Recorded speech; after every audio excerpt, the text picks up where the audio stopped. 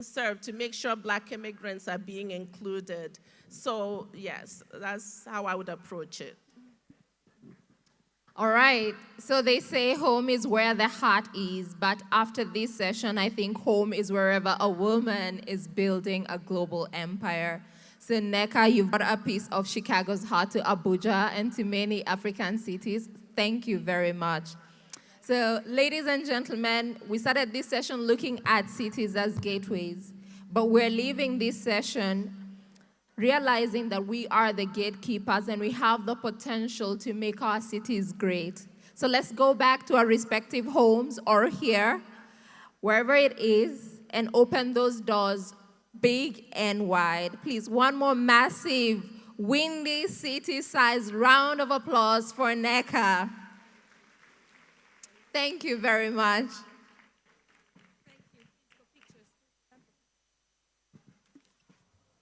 Distinguished guests, ladies and gentlemen, once again, let's celebrate our amazing moderator and, of course, our speaker. Thank you.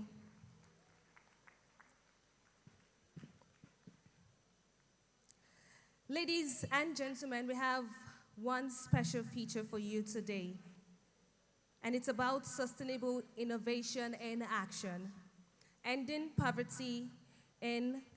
period poverty in Ghana. Distinguished guests, ladies and gentlemen, please focus your attention on the multimedia screen for this very short video. Thank you.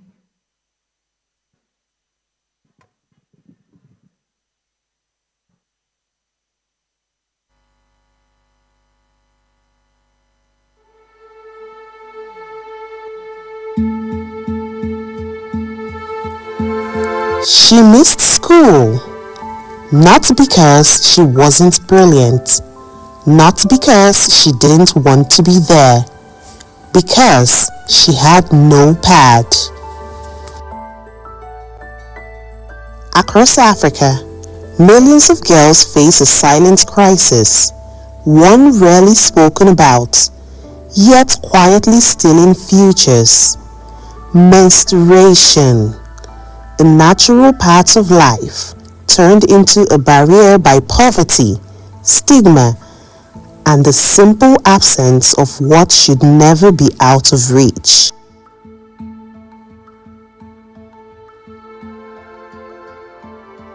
In Tamale, Ghana, Impact Her is refusing to let that silence win. In a small room filled with fabric, needles, and possibility, women and girls are gathering, not just to learn a skill, but to reclaim something that was never meant to be taken from them, their dignity. In my community, many girls find it difficult to get pads during their period. Sometimes they use old clothes, which is not good for their health. Myself, when I was going to school, there were days I didn't have pads in my period and I was ashamed to go to school. I was also ashamed to go out with my friends. When I was in school, I have seen girls struggling during their period because they can't afford a sanitary pad. They are learning to make reusable sanitary pads with their own hands, from materials they can find, for a fraction of what a shop would charge, and for the girls in their communities who can't afford even that, they are making them too. But this is bigger than a pad. When a girl walks into that room, she carries shame she didn't earn. When she walks out, she carries knowledge, and knowledge changes the story she tells herself. These women aren't just solving a problem for today. They're building micro businesses. They're teaching their daughters. They're sitting in circles, speaking openly about their bodies, and discovering that their needs are not shameful. They are human.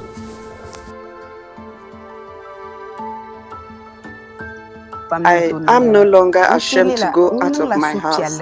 I am also no longer ashamed to go out with my friends. I am very happy that I have learned about the disabled paths and how they can help me. I felt very proud and happy that I could help another girl. It's a great feeling to know that you are making a difference. My family members are already interested and have been asking me about it. They're excited that I've learned something new and useful. Impact Her is not handing out solutions. They're planting them in hands, in minds, in communities. It will help everyone save money since they won't have to keep buying expensive disposable pads.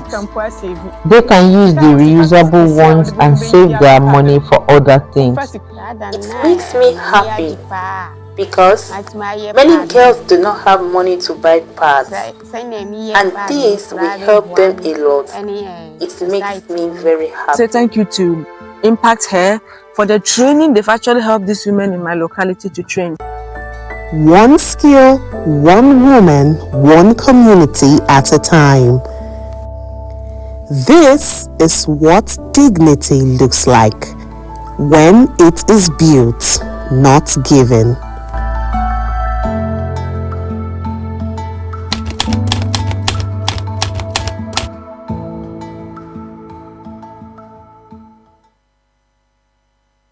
Ladies and gentlemen, I think we can do better. Come on, the video you just saw now, that was a training that happened in Ghana.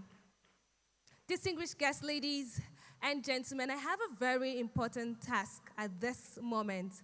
We'll be having the ministers' dialogue on a very important conversation. Now, it is not every time you see individuals at this level sit together to have very important conversation across different countries. So distinguished guests, I would love to have your rapt attention.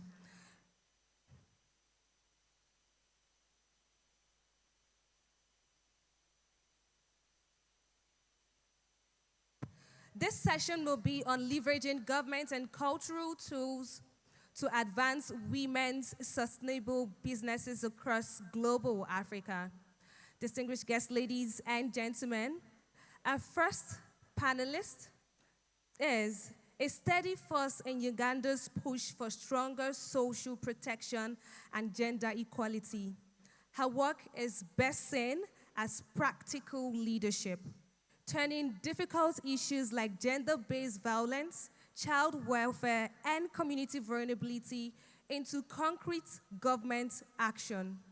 Rather than loud politics, she represents consistent, ground-level impact, strengthening systems that protect the most vulnerable and keeping gender and cultural concerns firmly on the national agenda. Ladies and gentlemen, if you're wondering who I am talking about, I'm talking about the Minister of State for Gender and Culture, Her Excellency, Honorable Dr. Peace Regis Butuzo, all the way from Uganda. Ladies and gentlemen, please celebrate her. Like I said, it is not every time we have ministers on the same stage. And these are women who have broken and shattered the glass ceiling. They've made out time to share their wealth of experience and wealth of knowledge. So please, let's celebrate our ministers as they come up on stage. Thank you. Distinguished guests, our next speaker has played a key role in shaping and implementing national policies aimed at also strengthening gender equality, protecting children's rights, and improving social welfare systems across the Gambia. Through her leadership, she has championed initiatives that promote women's empowerment, safeguard vulnerable groups, and enhance institutional responses for social changes. Her work continues to contribute significantly to the advancing inclusive development and social justice within the country. Ladies and gentlemen, we have in our midst today the Minister of Gender, Children and Social Welfare, Her Excellency, Honorable Fatou Kinte. Please, a resounding round of applause as she comes up on stage. Thank you. Distinguished guests, ladies and gentlemen, we also have in our midst the current Minister of Gender and Children Affairs of Sierra Leone, a towering figure in the field of gender equality and social reform. In this capacity, she serves as the impetus behind numerous national programs that breaks down barriers. And like I said, these are women who have refused to be boxed. They've shattered, they've broken the glass ceiling, and they've not just shattered and broken the glass ceiling, they're also paving way to ensure that we build community and no woman is left behind. Distinguished guests all the way from Sierra Leone, we have the Minister of Gender and Children, Her Excellency, Honorable Isata Mahoy. Please, a resounding round of applause as she comes up on stage to join us for this special session, ladies and gentlemen. We move swiftly. Our next speaker, she's on her way. She'll join us briefly, but I would love to also introduce her because it's a privilege to welcome a leader whose service has been identified by dedication and resilience. Ladies and gentlemen, we would have the Minister of Women Affairs, Community, Small and Medium Enterprises Development, all the way from Zimbabwe, Her Excellency Honorable Senator Monica Muntagwa, who will join us much later. But let's celebrate her. Let's celebrate her. Thank you so much. Ladies and gentlemen, to moderate this panel, no other person but the phenomenal and talented Azwe Success, all the way from Burkina Faso. She's done exceptionally well in her field. Come on, ladies and gentlemen, let's celebrate our amazing moderator. Thank you.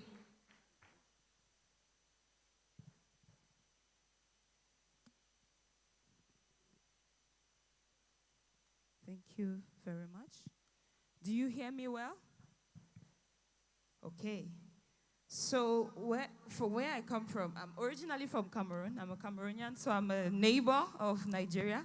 Where I come from, after people eat, they tend to sleep.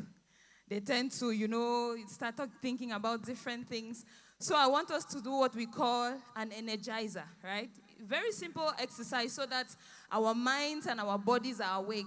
I know that these are ministers, and usually people will be like, that's a minister, so I don't want to hear what they are saying or listen to what they are saying. But I want us to listen to what they are saying, because as much as, like the panel in the morning, he told us about quality assurance and sustainability, but from what the women can do. Now we are taking a top-down approach, what the government can do, and it's important that we know.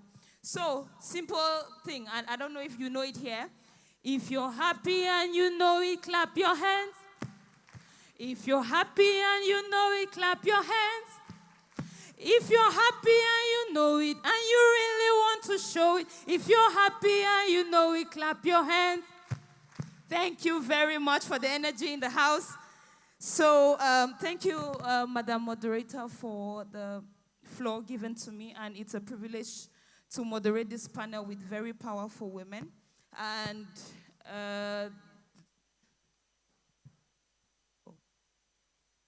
so my panelists, the excellencies, they have already been presented.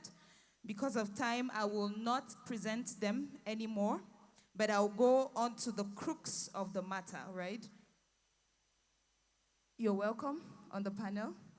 So I'll start with the Honorable Minister, Her Excellency, Honorable Dr. Peace Regis Mutuzo from Uganda. I want to ask a simple question. There are hundreds of entrepreneurs here.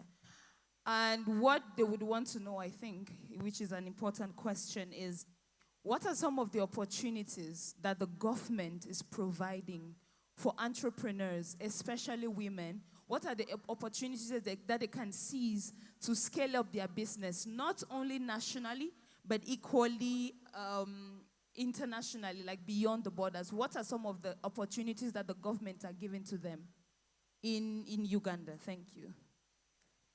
Thank you so much, moderator. I want to take this opportunity to thank my sister Efe Akulu for bringing all of us together. across the whole continent and beyond the African continent. And I want to thank my sisters for remaining steadfast to coming in all forums wherever women's empowerment has been highlighted. We just met a few days ago in Ethiopia, we were in Gambia, we were in different places, and I meet the same faces almost all the time. It shows how strong you are committed towards ensuring that women are empowered. In Uganda, we work on policies like a COB. A COB web is where everything is interlinked, and it is a deliberate program and process. To begin with, Uganda is a free country. Anybody that wishes to invest in Uganda is welcome, anytime, day or night. We even give some incentives to entrepreneurs and investors. As much as possible, we have ensured our country is safe. So peace and security is at the core of Uganda's stability. To the extent that we have received 2 million refugees who we host and share all the resources together with them. We have also ensured and made it a point that everybody goes to school. For international trade to thrive, certainly I am sure not any village woman just wake up in the middle of the night and ensure that she goes to international trade without going to school. The fourth and most important thing is digitalization. We started with small digitalization, begin with listening abilities to radios. Because this is a free country, we have about 64 radio stations which anybody can tap into. We did not stop at that. We opened a system that you can buy a phone of your choice anytime, so traders who can sell phones can find market there. So once you access a phone, so 36% of our total population has access to phones and smartphones, and women are able to interconnect using the digitalization system, and we made digitalization quite cheaper and affordable to many people. Anybody that with a gadget can easily use it for purposes of promoting research. So we don't put a lot of costs so that people can be able to innovate, be able to access Uganda. And many Ugandans put on Nigerian clothes. They put on West African clothes, you know.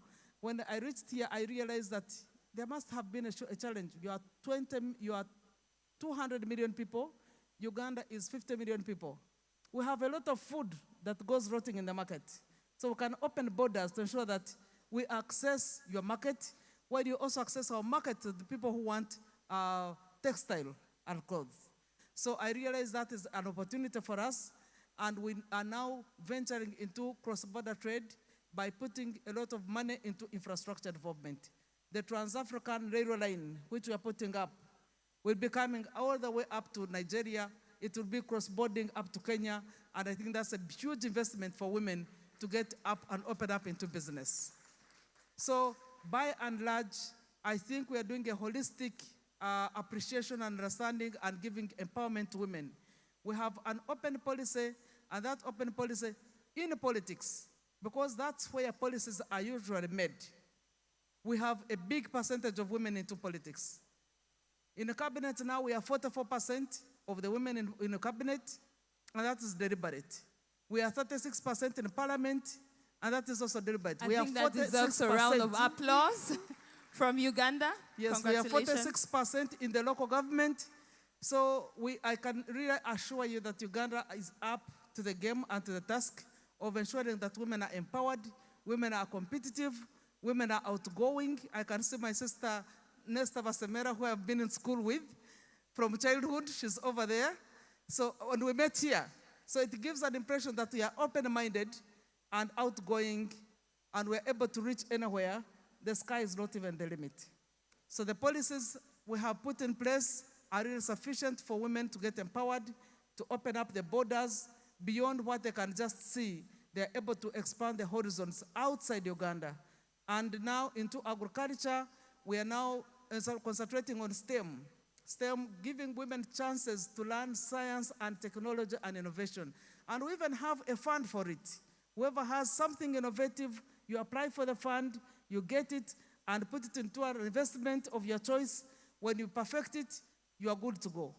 And so with those, I think the policies are really good. That is not to say we have no challenges. We certainly do have challenges. Many women do not want to get into sciences. The gender roles still tie them together at one place. When you're still in the productive and reproductive stage, women don't want to leave their families. So even when you put opportunities, they don't usually apply for them because they prefer to be home, closer to their family as they grow their children and nurture them. But also, we get to realize that women are not homogeneous. We don't have the same challenges. We don't have the same skills. We don't have the same desires. So sometimes getting to partner with women who are of the same focus, interest, intentions is not easy. So you find partnership becomes a little challenging. They build fresh challenges every day. They break up every day. So it becomes difficult for them to build up together and form a formidable force to break the ceiling. Nevertheless, our population is big, and we are still opening up opportunities. As we get into these international organizations, we look at where the challenges are, and we propose how do we get to break the glass ceiling. I am happy that the first session that came here was talking about educating women on how to do international trade. Sensitization becomes another challenge. We don't know some of these policies. Some people, we put up policies every day, but not many of them get to know them. So it is important that we put interest in making sure that women learn and know where they can tap into opportunities. And so learning becomes a daily basis requirement for women, and I think everybody needs to enroll for a class on something they did not know before. Thank you. Thank you very much. A round of applause for what Uganda is doing. So thank you for telling us the challenges, but I want to just maybe make a summary of the solutions or what you are doing, because I think challenges are almost the same everywhere, but the solutions, you give incentives to entrepreneurs. You spoke about ensuring security, because if there's no security, then there's no entrepreneurship. You spoke about education, which we'll come back to it later. You spoke about STEM and also funding for women. You spoke about making digitalization cheap for women entrepreneurs, and you also spoke about open policy. So this, I hope I captured very well some of the solutions that you are doing in Uganda. Now, I want to turn to the Honorable Minister of the Gambia, Honorable Fatou Kinta, who is the Minister of Gender, Children, and Welfare. Now, we want to know, what opportunities is Gambia giving to women, and how can the women practically tap into some of these initiatives, these programs that you have? And we may have more Nigerians in the hall, may have more, but I think that the way you would, the strategies that you would give are some of the things that they can use to approach the Nigerian government as well. So please tell us some of those opportunities and how entrepreneurs, especially the female entrepreneurs, can tap into them. Thank you. Thank you very much. First of all, I want to thank Impact Her very much for giving me the opportunity to attend this conference and to share the Gambian experience. In the Gambia, the majority of the women are small and micro entrepreneurs. And then they live at all levels across the country. And their main challenge is access to finance. Yes, you agree with me that the banks give loans, but then there are conditions attached. The banks will ask for collateral. In my country, when you talk about collateral, the first thing that comes to mind is a title deed to show that you own a piece of land. Many women don't have that. And again, banks charge very high interest rates. By the time a woman completes paying that loan, she becomes poorer.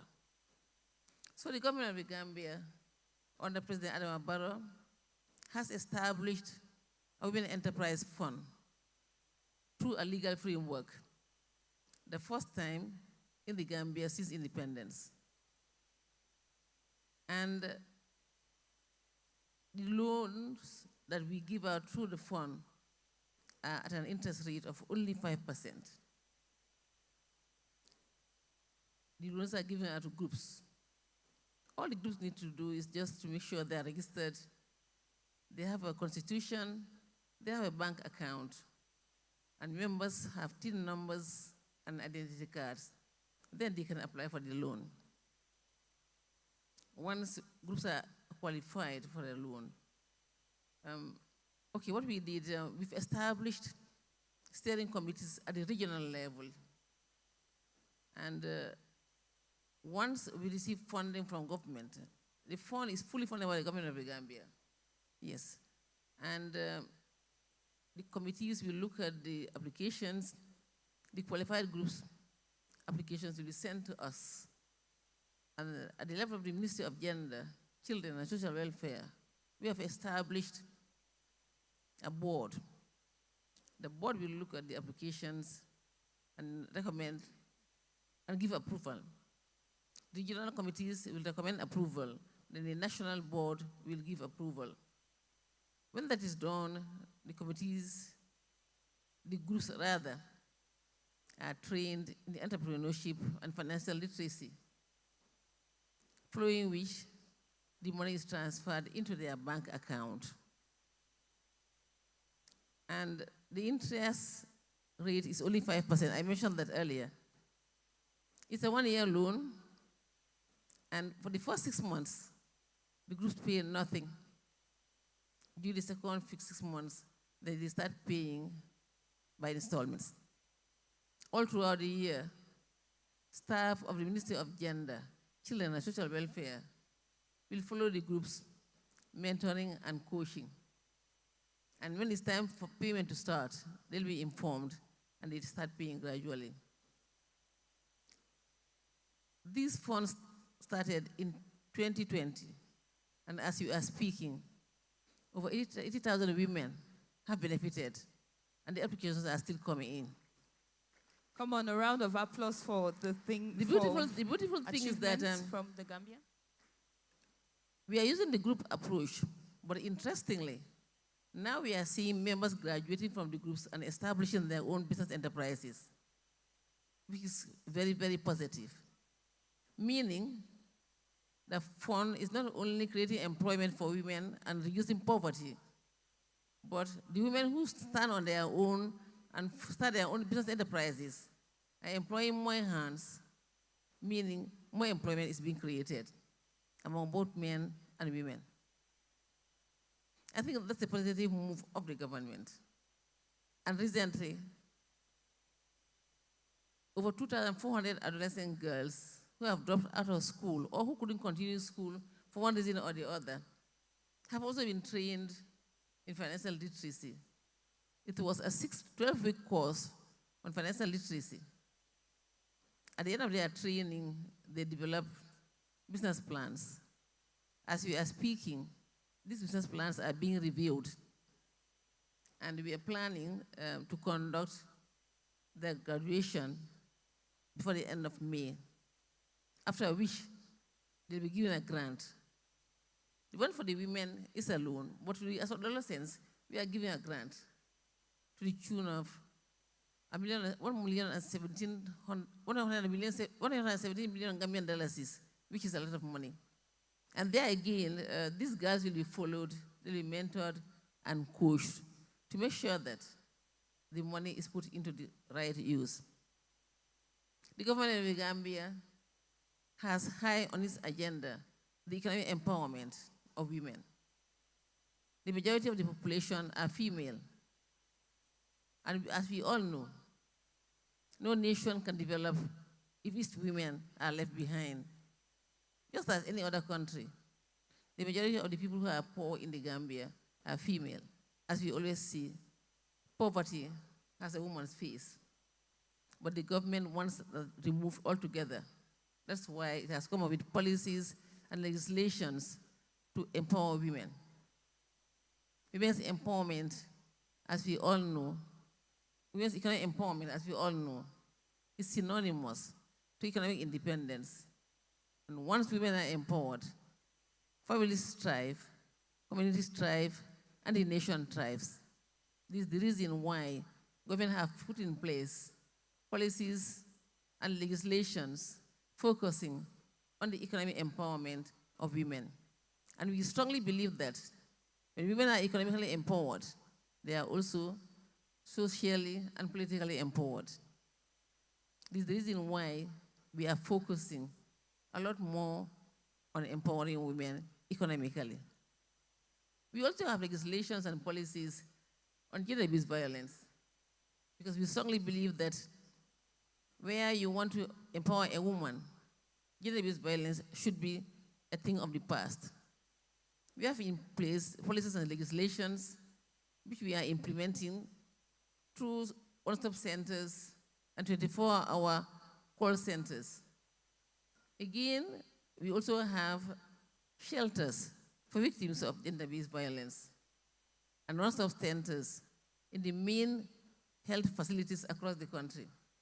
So if you make a call on the 24-hour hotline to report a case of gender-based violence, you are directed to either one-stop centers where we provide the supermarket approach to services. You have the police, you have the health workers, you have the social workers, and the legal workers, all of whom give you support as you require. If you are closer to the shelters, you are referred to the shelters. These are also temporary shelters where all the services are provided. And we have also built a special court, a specialized court for gender-based violence. And before the end of May, we are hoping to do the inauguration and official launch of this court. The reason being, many a time, cases which go to normal court take a long time, and as a result, victims withdraw their cases. We have come to a point and said, no, this shouldn't happen. This is the reason why we are building the special court. We have built the specialized court. It is at an advanced stage, and very soon we'll be doing the inauguration. Again, in the area of gender-based violence, a lot of work has been done with the police. There was a time when you report a case to the police station, the policemen will dismiss it as a personal family matter, not warranting police intervention. But then we said, no, this cannot continue. So we talked to the police, and we have integrated gender and gender-based violence and the work of the police into the training curriculum of the Police Training Academy, and trained over 50 police trainers. First of all, we developed the training manual, and also trained over 50 police trainers on the use of the manual. And as we speak, the police conduct live radio panel discussions on gender-based violence and the role of the police. So people are gradually building confidence in the police and reporting cases. So in addition to making the call at the call center, they also report cases at the police stations. And then the police, many a time also, some, for family reasons, some will withdraw their cases from the police. But the important thing here is that the police will visit the families and talk to them and make them understand that the case is a case of gender-based violence and it's criminal because we have laws against gender-based violence in the country. And if it is reported again, it should no more be withdrawn. But the mere fact that people are reporting at the police stations means they have built confidence in the police. So the policies and legal frameworks that we have placed in country show the interest that the government has in addressing the needs and welfare of the women. And let's remember, before all that, Gambia has signed and ratified the International Convention against Violence Against Women. The International Convention for the elimination of all forms of violence against women, the CEDAW. And we've also signed and ratified the International Convention on the Rights of the Child and many other international human rights violation instruments. By signing and ratifying those instruments, we have made a commitment, and we must put the commitment into action.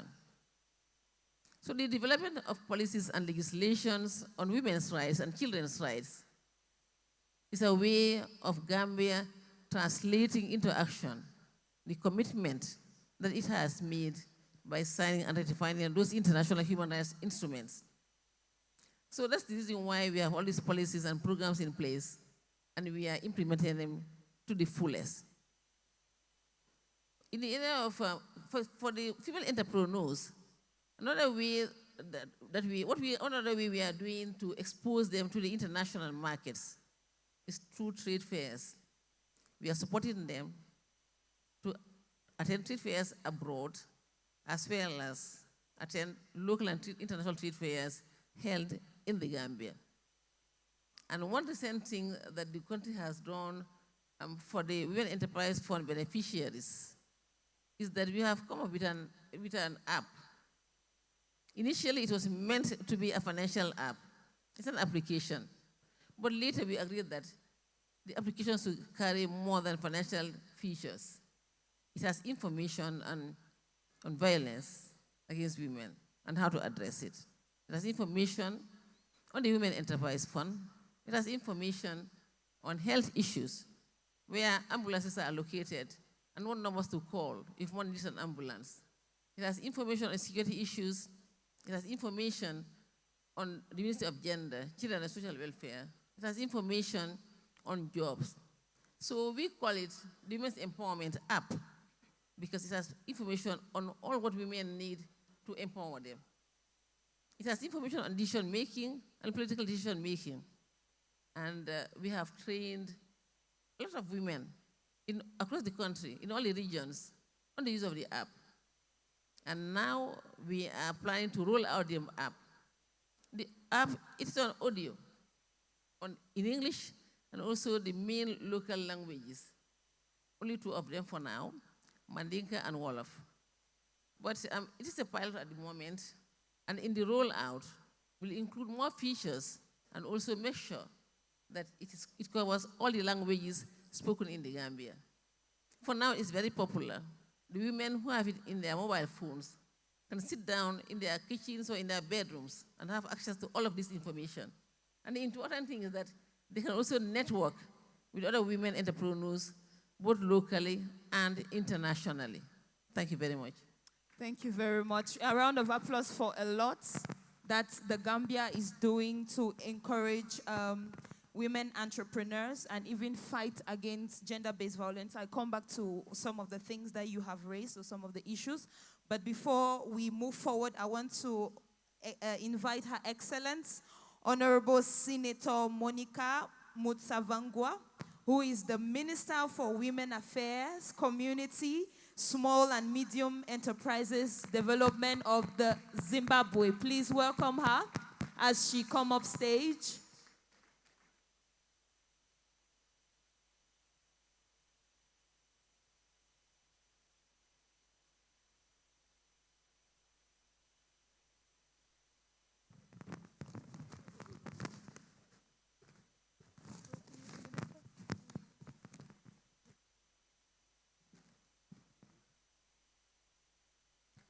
All right, we have one more powerful woman that has just joined us. So coming back to the discussion at hand, the Honorable Minister from Gambia raised a couple of issues, but I'll just summarize and talk about the gender-based violence, because I think one of the things that encourage gender-based violence is when women are not empowered. When a woman does not have any other way or any other thing to do, then she faces violence and has nothing else, no other way out. But I know you spoke about access to finance that the Gambia is promoting. You spoke about the Women Enterprise Fund, to be precise, international trade fairs, financial literacy. The women can have access to the finance, but they don't know how to use it. So this is a very important point. Legislation and, of course, the app. At the app, I think that is a very innovative idea that other countries can copy from the Gambia, having an app and having women being trained on using the app and having direct access to help wherever it is. And you spoke about the African Union, the recent African Union Convention on ending violence against women and girls. And congratulations to the Gambia for ratifying this convention. This convention was launched last year, 2025, by the African Union, and it was the first of its kind of a convention that is ending violence against women and girls. I think that needs a round of applause. Thank you very much. So I'll move to the strong lady that is by my right. She is the Honorable Minister for Gender and Children's Affairs for Sierra Leone. I have a very specific question for you, right? It's not the same question. So we are in an AI age, and many things are evolving and many things are emerging. So we want to know what sectors or emerging areas such as agribusiness, green enterprise, digital trade, the minister from Uganda mentioned it, she has mentioned the app. These are new things that are coming up. What do you see as presenting the greatest growth opportunities for women in your country over the next years? Thank you. Thank you very much. Good afternoon. Good afternoon. Are women here? Do we have Gen Zs? Do we have young people here? Your time is now. Good afternoon again. I would like to say women make over half of the population of Sierra Leone. Over 52% of our women, of the population are women. And over 70% of our population are young people. And with these young people, we face numerous challenges. This is why, in the first place, I would like to let you know that Sierra Leone is one of those countries where over 70% of what we eat is being produced by women. So this is why. Yes, if you're clapping, clap. Yeah. All right. It is very critical. We have thought it over as a country that if we do not include women, young people, girls, in the development arena, development will not take place in Sierra Leone. And whatever development we have, it will be distorted development. It is not an holistic development. So this is why we are focused on key things, the policy and legal framework, and also responding or implementing this. Because having policies alone is not solving the problem. You have to implement for you to realize the potential community. So this is why we work with local women. In fact, now they are going through trainings because we have enterprises, we have agencies, we call it SMIDA, Small and Enterprises Development Agency, which is coordinating the activities of people that are going into businesses. Now we're talking about the digital transformation, including AI.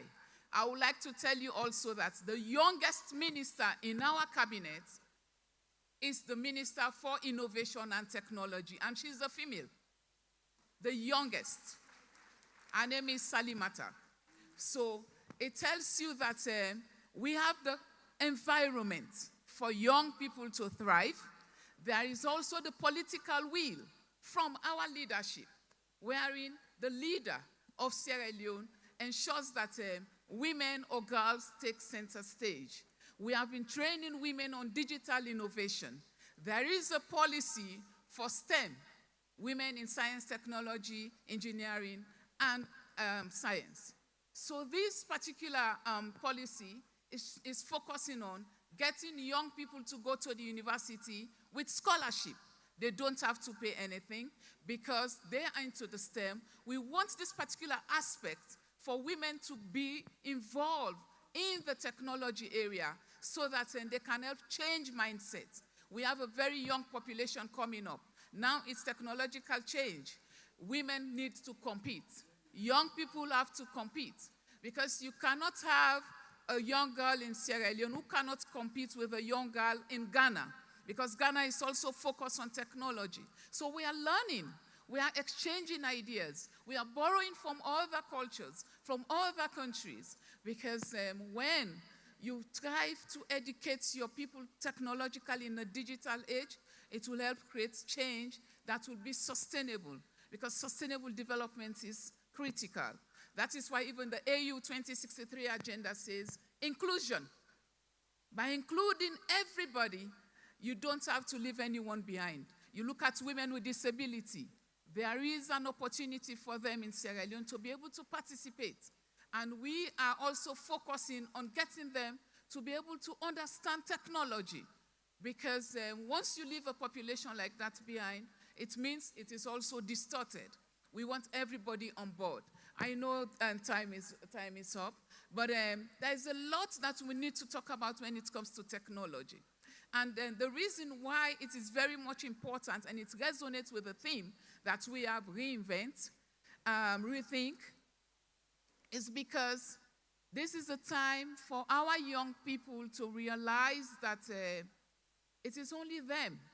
When they bring themselves forward, when they approach change, when they allow themselves to learn, that's the only time their potentials will be realized. So this is the message from Sierra Leone. Thank you. Thank you. Thank you very much. Thank you very much, Honorable Minister. Just before we close, I know we are held bound by time, but we want to hear from Zimbabwe, right? Just quick success story. What is that one or two things that Zimbabwe is doing to encourage women-led businesses that you think other African countries should emulate? Two things. Thank you, moderator. I don't know how many minutes you've given me, but I'm from Zimbabwe, all the way down Southern Africa, and I'm here to share experiences with women of Africa. And at the outset, I want to congratulate Impact here for successfully hosting this Global Africa Women Sustainability Conference. Who are these women of Africa we are talking about? These are the women, some of them, who are in this room. And as we have crisscrossed Africa, I've seen that the challenges, the problems which our African women are facing are almost the same. The borders are really artificial. So if we can learn from each other, we'll be able to overcome most of these challenges. The women in Zimbabwe, these are the women who fought side by side with their male colleagues to liberate ourselves from colonialism. Zimbabwe, which was called Rhodesia, was colonized by the British for over 100 years.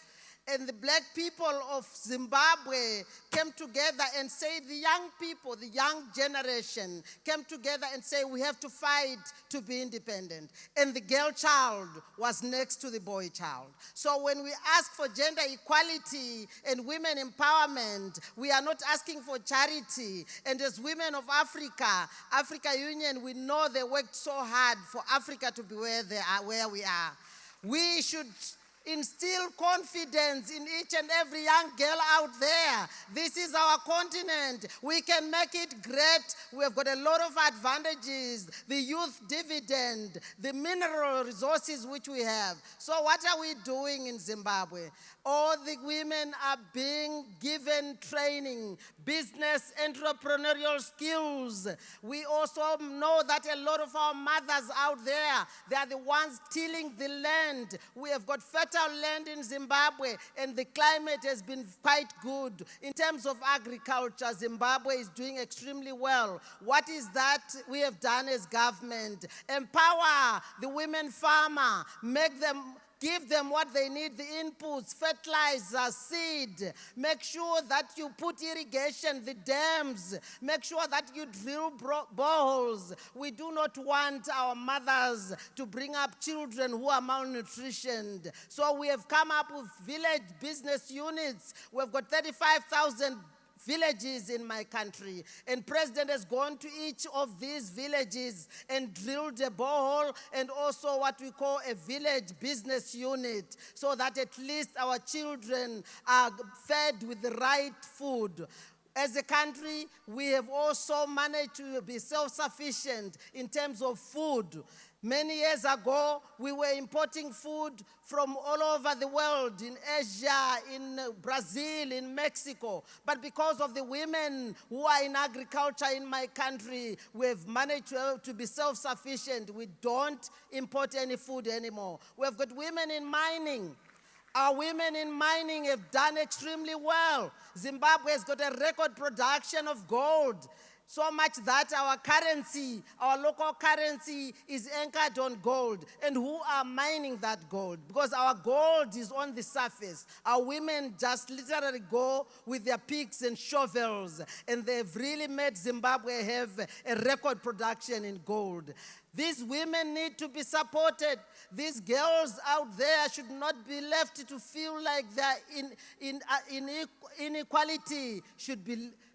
That's the target. I'm the Minister of Women Affairs. I'm the Minister of Community Development. I'm the Minister who supports the small and medium enterprises development. I'm a minister who supports cooperatives. And cooperatives, as the word says, it brings all women in communities so that they work together to transform their lives. We work as a whole government approach. The Ministry of Transport is supposed to put the road so that when our mothers produce whatever they produce, they can get to the market. As my ministry gets there to teach them about record keeping, just to make sure that whatever product they are producing can sell anywhere in the world. And as Africa, we need to take advantage of the Africa continental free trade area. We need to be trading among ourselves. If Nigeria doesn't have enough fruits, let them come from Southern Africa.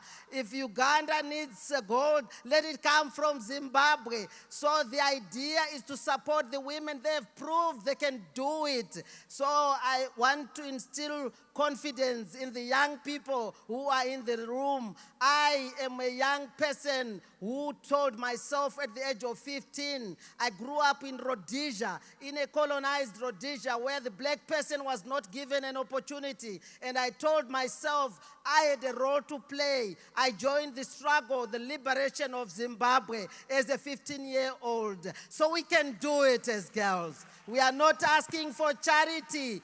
Gender equality and women empowerment, these are decisions which all our governments of Africa should take seriously because these are economic things. I don't know how many minutes you've given me. Thank you. Thank you so much.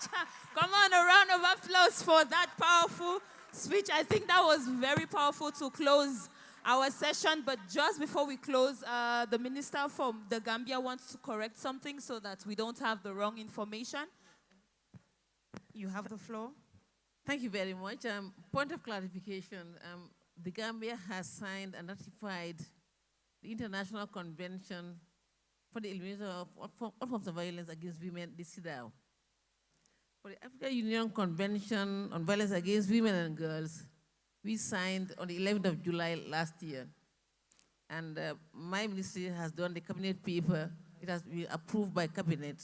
That is for the ratification. And as we are speaking, it is in cabinet for ratification.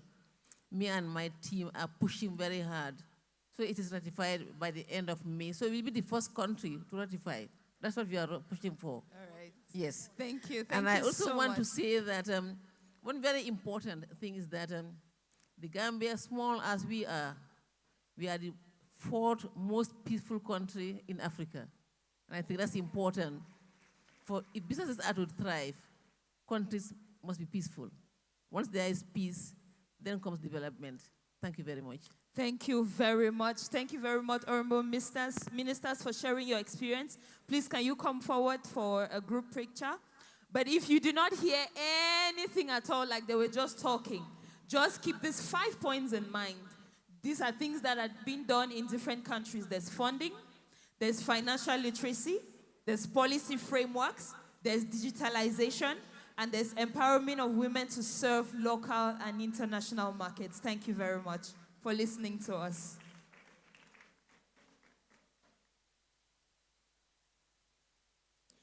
Thank you, Azwe Success. Great job.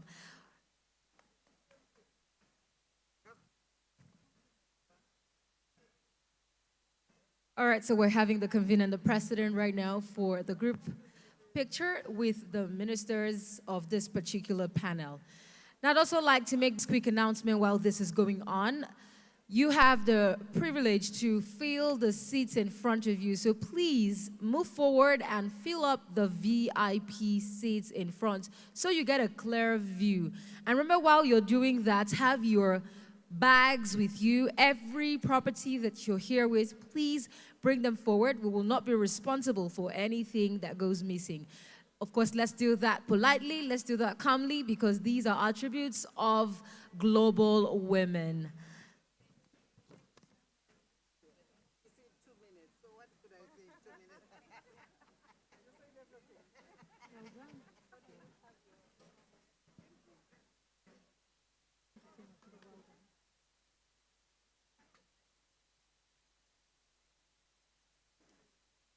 Now, while that is going on, the multimedia screens will be displaying something very, very important to the Impact Her program.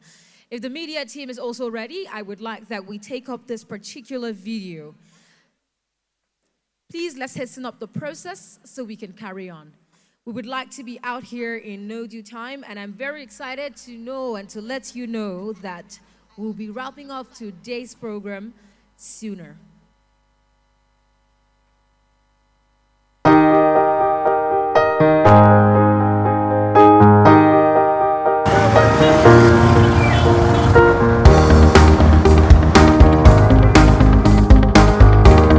Every day, thousands of nylon sachets hit the ground and stay there, stepped over, ignored, written off. In Nigeria alone, over 60 million are discarded every single day. Less than 12% will ever be recycled. The rest clog drains, flood streets, and pile up in communities already carrying enough.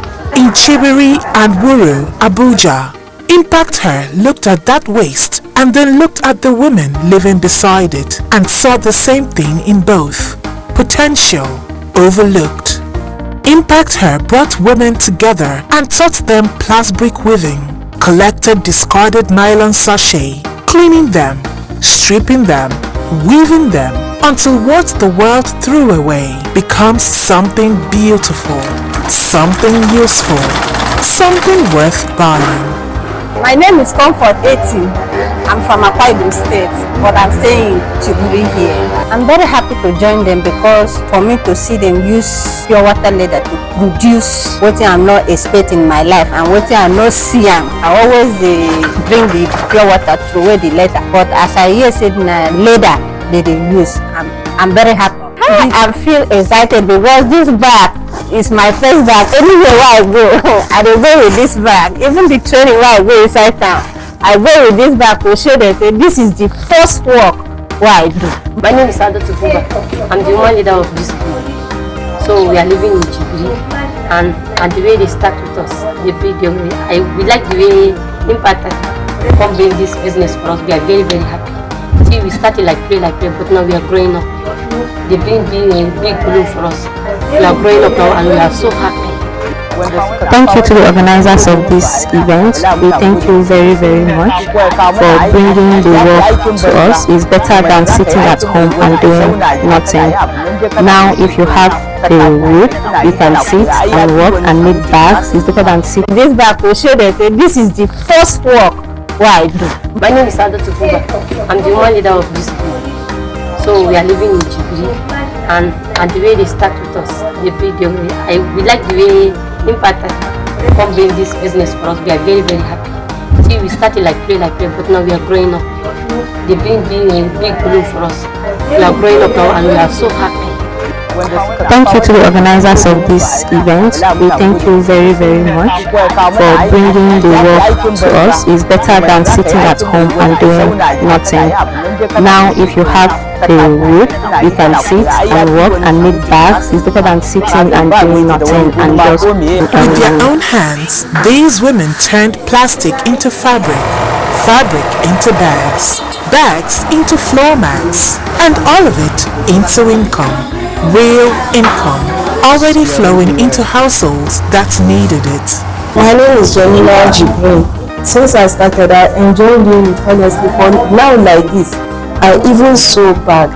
I believe I'll make a lot from this, and I'll support my family, my children. If I make this now, I'll have a school bag, house, even slippers as well. So you don't have to buy outside again. My name is Dorita Adeni. At the beginning it was hard.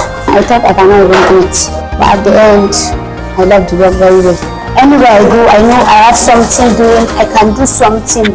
As a woman, I can do something for myself. I can stand by myself. I did and I sell, and they pay me. But something else happened in that room. Think about the first time a woman held money she made herself. Sometimes we can get 15,000, sometimes we can get 20,000, and thank God now with the way things are, even when my child asks me for money now, I have money to give him, and I am so happy and my mind is at rest. Thank you so much to the organizers of this training. From something no one else wanted, from her own two hands. She doesn't just gain income, she gains a voice, a place, a new story about who she is.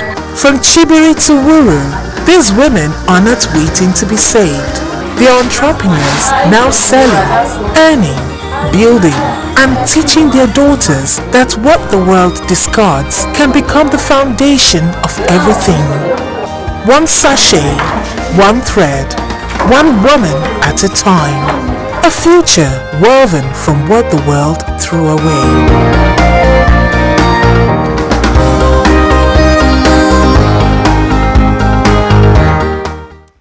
Exactly, that's what Impact Her is all about, training women to transform discarded plastic bags that litter streets and clog drains into handcrafted bags. Now moving on, ladies and gentlemen, we'll be taking another panel session, but before that, I'd like to say thank you to everyone who has been present from the very start of this program up until now. Now, this panel session talks about the evolving green economy. It's about innovations, challenges, and emerging opportunities for global African enterprises. Please join me make welcome our speakers for this session. First is a sustainability specialist, Development Bank of Nigeria, Lolade Awobade. Please put your hands together. Thank you. Coming up next is an ecofeminist, a leadership consultant all the way from Canada, Annabelle Bizongo. Ladies and gentlemen, please a round of applause. Joining Annabelle on the panel session, I beg your pardon, is the founder and CEO, Mint Organic Care. Right here in Nigeria, we have Janada Ajeru. Please a round of applause. The next speaker is the Director of Business Development, Africa, Bridge for Billions, all the way from Ghana. She's here with us in the city of Abuja. Please put your hands together and make welcome Afia Babia Amangfo.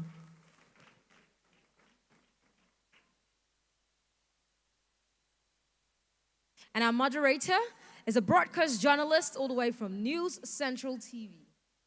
But before that, of course, I would like to bring up on stage our partner, ESG, Sustainability and Climate Change, PricewaterhouseCoopers, Marilyn Obiasa Osula. Please, a round of applause.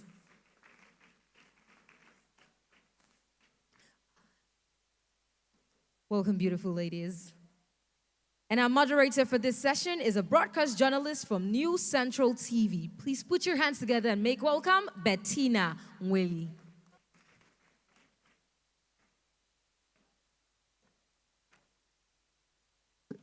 Thank you so much, Augustina. Good afternoon, everyone. Why are we so cold? Good afternoon, ladies. That's more like it. Thank you very much.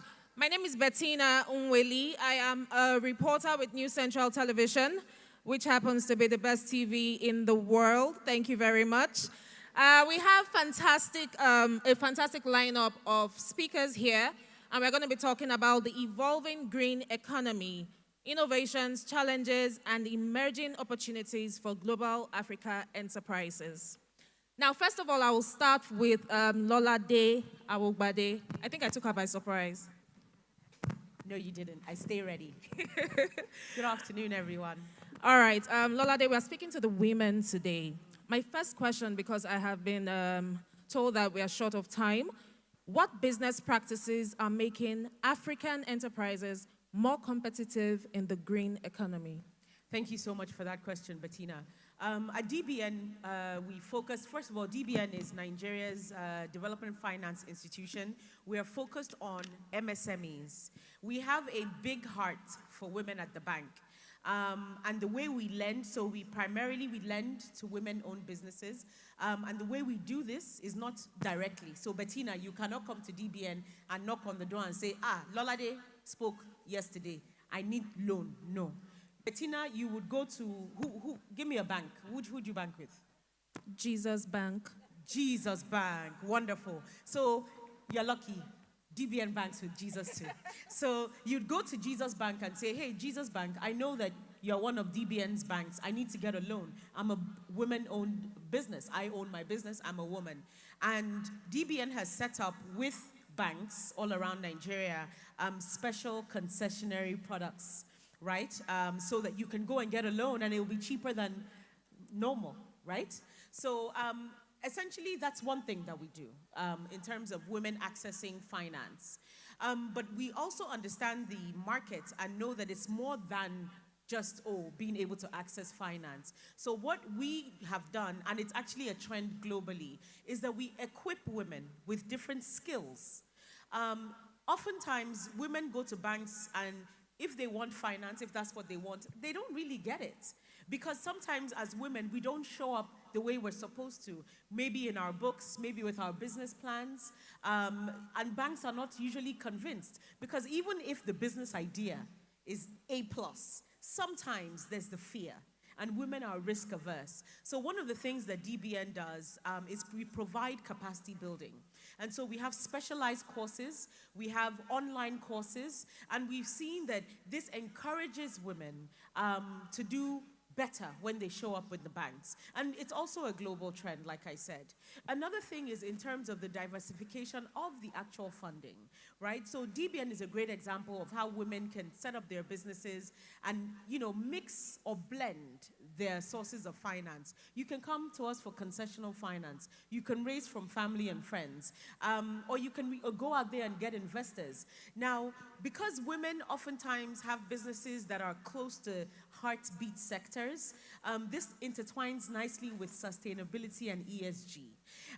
Globally, what you will find today is that a lot of investors or potential investors are interested in what happens from the source through the supply chain until it gets to the final user or the final table.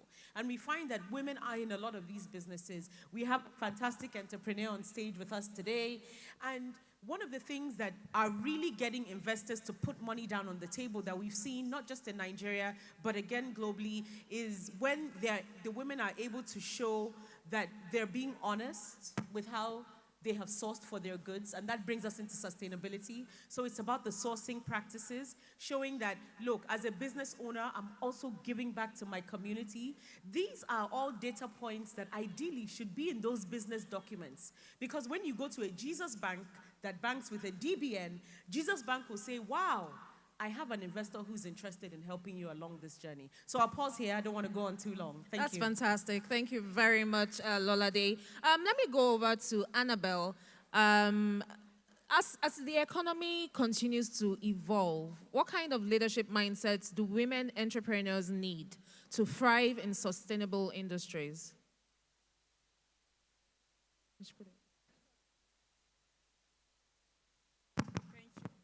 Thank you very much for this important question. I will use my note because I'm French speaker. So by all means, that's right? fine. To make sure to not forget something important for me to transmit. So what I can say is I believe women entrepreneurs need a leadership mindset rooted in regeneration, adaptability, and long-term vision. That's really important because for many years, colonial economic models were based on extraction. So extracting natural resources, extracting labor, and sometimes even extracting value even value from communities without reinvesting in them. So, but right now we are in the era of green economy, and green economy asks us to think differently. Differently means that create businesses that generate profit while also restoring our ecosystems, creating dignity and strengthening communities. So that requires a new kind of leader as women. So women are particularly well positioned for this time. Why? Because women have historically learned to lead under complexity. They often manage multiple responsibilities, navigate limited access to resources, and still create solutions for families, for teams, and for communities. So that builds resilience, creativity, and strategic and emotional intelligence. So from an ecofeminist, that's why I'm here today. So the ecofeminist perspective, I will say that the systems that have marginalized women are often connected to the systems that have exploited nature.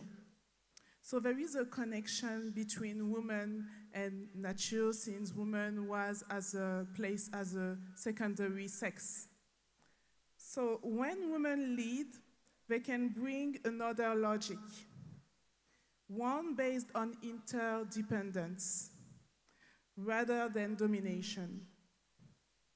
So for me, there is three qualities essential. First, rethinking systems. So leaders must understand that business decisions affect supply chains, climate risks, employee well-being, and community trust. And second, we can redesign markets. So having the courage to innovate sustainable industry who requires not only to join markets, but redesign markets. Third, it's a rooted confidence. That's highly important. African women should not feel pressure to imitate aggressive or colonial leadership styles in order to be respected. Leadership can also be collaborative, intuitive, disciplined, and visionary. So the present belongs to entrepreneurs who know how to build wealth while protecting relationships. Relationships with people, with place, and of course with planet. All right. So that is not soft leadership, that's a strategic leadership. And our communities was marginalized and vulnerable since many generations. So as an ethics vision that I have, when you are vulnerable, you learn more and you are more resilient, and you can now have another vision. And this vision, the world needs that right now in green economy. And I will finish to give an example about tontine. So tontine is a word in French speaker in Africa. It's a savings groups. For many generations, women communities use savings groups, and it works. And it was considered as an informal economic system, but it's not. So since we realize a lot of things with this kind of economic, that will be something that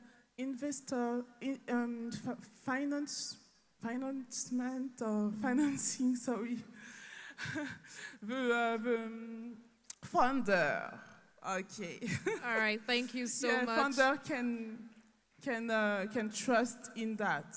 Okay, so basically, if I get the tail end of what you were saying, basically, savings in community groups, small savings go a long way. And I think we Yeah. have that in Nigeria. The Yorubas call it ajo, the Igbos call it osusu. What do the Hausas call it? Does anyone know here? Lashe? Adashe? Fantastic. Thank you so much. Thank you so much, Annabelle. Let's move over to Janada. Janada, your business is a real example of green entrepreneurship. What lessons can other women entrepreneurs learn about branding, building a customer base while competing in a price-sensitive market, and scaling a sustainable product-based business? Janada. Good afternoon, everyone, and thank you to Impact Her for giving us a platform to share our experiences and our expertise. I'm a strong proponent for starting small, and I think that when you want to start a business, you shouldn't go towards how can I make money from this or how is this going to be profitable. I think you need to start with a core value that is extremely personal and important to you, and then you think about that for a long time and start talking about why it's important, who it affects, and start to build around that. Eventually, the right people will find you. People that are attracted to those values will find you and start to see your vision. For me, it was sustainability. I wanted to not just add another product to the Nigerian market, but to add products that were sustainable and clean. And because this was my core ethos, I built everything else around that, and then the rest came naturally. When you start a business with something that feels so personal to you, to a value that, that feels so personal to you, other people buy into it easily because they see that this is something that you believe in. Rather than going into a business that seems profitable or it's popular right now or other people are doing it, that is a very difficult business to sustain if it doesn't mean something to you. So I would say that you first have to find your ethos. Why am I doing this? Who is it going to help aside from myself? And start talking about that and building your systems around that. I believe, like I said, in starting small before scaling big always. I don't think that you should just get into anything because there are just so many things that you don't see until you are in the business. And so your branding will be in line with what is important to you and what things you value. And you see that in our products. I value minimalism. I feel like there are a lot of products in the market that have extra packaging and things like that that turn into costs that consumers have to pay for. So how can we eliminate these things while also putting out what I feel is important? And then you scale up from there. So I really think it's all about what is important to me, what is something that I know has always been important to me, and how can I make a change in the market. And when you can do this consistently long enough, you then start to get paid for doing it. And I think that's when the business part of business really starts. That is fantastic. Thank you so much. So consistency is key in building a business and sustaining the business, actually. Marilyn, I hope you've not felt so lonely. We're back to you now. Now, for women in this room who run small businesses, what are simple, practical steps they can start from this month to make their businesses more sustainable and investor-ready? And how will sustainability increasingly affect access to investors, customers, and new markets over the next few years? Wow, my question. That's a mouthful. My question is packed. Okay. Thank you, Impact Her, for this program. It seems God wants me to talk to women this year. I started the year in January speaking on impact investing, and today we're here talking about business, matching sustainability with business. And so I congratulate you for this, and thank you for having me. So let me quickly answer these very packed questions in 3 bits quickly. The first is, I like to always define sustainability every time I speak, because I think we lose out in the entire concept when we start talking. Sustainability is what you do now without affecting the quality of your life and still allows you to build for tomorrow? How many of us, that is our plan for this life? You want to build now, enjoy the quality of life now, and then build generational wealth. How many of you? I think everybody. Everyone. So you're all sustainability proponents. Good. The second is, when you then ask people, why do you think you're sustainable? They will say to you, I make profit. When they ask you, why is Nigeria great? You say, oh, it's the 5th largest oil production, that. But what sustainability is saying in our time is to say, performance is not only economical. And I think the last speaker said that. So sustainability is about saying, am I profitable? Right? Is my environment conducive? And am I impacting my environment, and is my environment impacting me? The third is social. Am I creating jobs? And are those people working for me also helping me build my bottom line? And the last is governance. Do I have the right structure to make my business grow? The reason, and I stand to be corrected, why most businesses in Africa don't grow from generation to generation is we do not think sustainably. Do you agree? It's about now.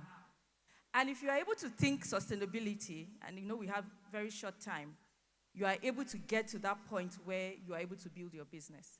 Now, as I work with Pricewaterhouse, and I'm a partner and a head of sustainability there, what we are beginning to advise businesses now is to think like that, right? Auntie, what are you doing now? Mommy, what are you doing now? Sister, what are you doing now to ensure your business continues from one generation to the other? That's what we are doing. Whether it's you're trying to get a funding or you're trying to structure, we make you think like that. And I know that the more Africa embraces sustainability, we will make it as Africa. But more importantly, women are the most important in this. Guess why? Ask Lolade. They say women pay up their loans faster than men. And so a lot of investors are interested in you.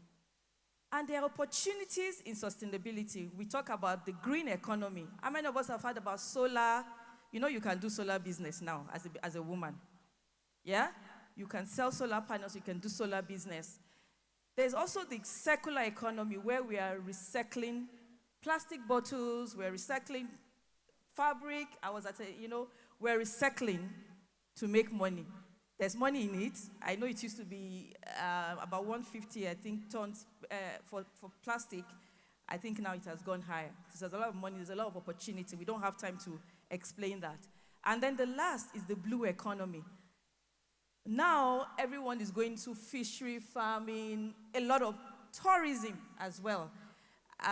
Countries around the world just doing tourism can also bring business. So sustainability brings about opportunities as well. So we are encouraging you as an entrepreneur, and I'm rounding up now, to begin to have the sustainability thinking. And I hope that the next conference will make sustainability discussion wider than this, so that we can really explain sustainability to you and see how our business will scale up for now and for the future of our children. Thank you. All right, thank you very much. I think the applause should go on as we thank our panelists. We have more questions, but time will not allow us. Thank you so much to Marilyn Obaisa-Osula, Partner ESG, Sustainability and Climate Change, PricewaterhouseCoopers. Thank you also to Janada Ajero, Founder and CEO, Mint Organic Care Nigeria. Thank you to Annabelle Epi Bizongo, Ecofeminist Leadership Consultant from Canada. And last but not the least, thank you to Lolade Awogbade, Sustainability Specialist, Development Bank of Nigeria. My name is Bettina Nweli. Thank you very much for having us.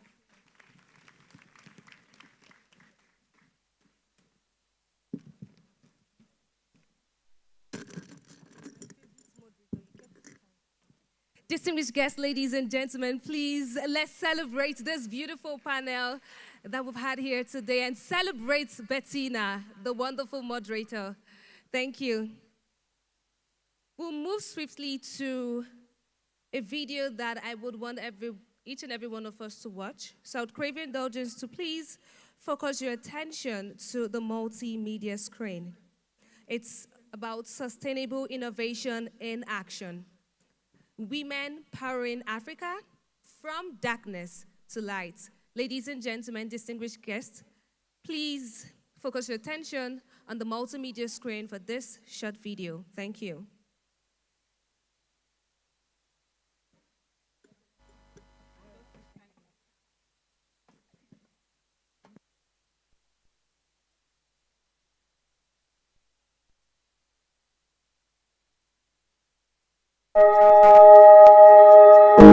She does her homework by candlelight, not because it's romantic, but there is no other option. In Nigeria, nearly half of all households have no reliable electricity, no light after dark, no power for a child to study by, just darkness where possibility should be. Look at the country, we are having a very big challenge about power supply, and then we needed to exploit alternative power supply. We went across Nigeria, Lagos, Oyo, Ekiti, Edo, and Abuja, and handed women something the energy sector rarely had for them, an invitation, not just to understand solar energy, but to own it, to install it, to sell it, to build livelihoods from it. The women trained are now certified solar installers and sales agents, carrying clean energy into homes and hands that have waited too long for it. I remember the first customer I closed out for. The customer demanded a household solution, solar solutions, which indeed the customer was so impressed that the household solar solutions was able to help meet her needs. For the most powerful solution to darkness is a woman who knows how to bring the light. Can confidently, advertise solar installation for people around me, and it has given me the opportunity to talk to my friends, to talk to families, advertise online, their little solar installation and the presentation for them. I can do the audits in their homes. More than 80% of these women are from rural, marginalized communities. The communities that light almost forgot, the ones who needed it most, and now they are the ones delivering it. This training is more than skill, more than income. It is about what becomes possible for an entire community when its women are finally handed the tools to light it. It is a sector that is dominated by male counterparts, so I looked at it that, okay, why don't I just give it a try and see what's going to happen in order to solve the power problem of the people, because everywhere, everyone needs a solution to power supply in Nigeria. When they are looking for people to feed their tubular batteries or teach them more or introduce them more about solar, I can be able to stand and give them, then they'll pay me. It will help me a lot for my family.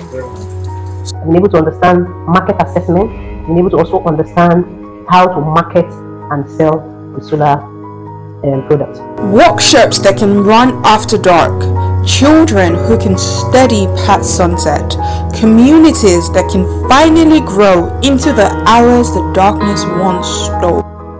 While we were doing the training, I was able to do like one site inspection and do the load audits. So I was able to carry out a load audits for one or two people. I was very proud of myself when my husband came home with some solar panel, and I was telling him the effect of what he has got, the kind of battery he's going to use, the inverter he's going to use, and all that. Possibilities unlocked, futures unveiled, powered by women who refuse to wait in the dark. It's helped me a lot in terms of, let's say, money to do anything.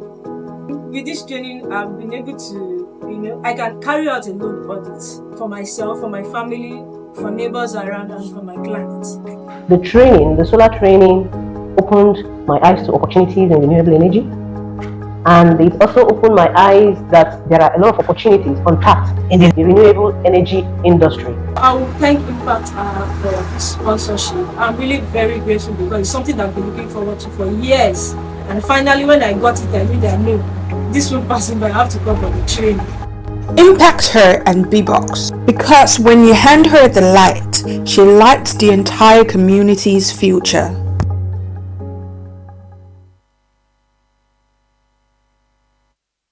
Thank you. Ladies and gentlemen, please let's celebrate this organization that have been empowering women. Let's celebrate Impact Her. Thank you.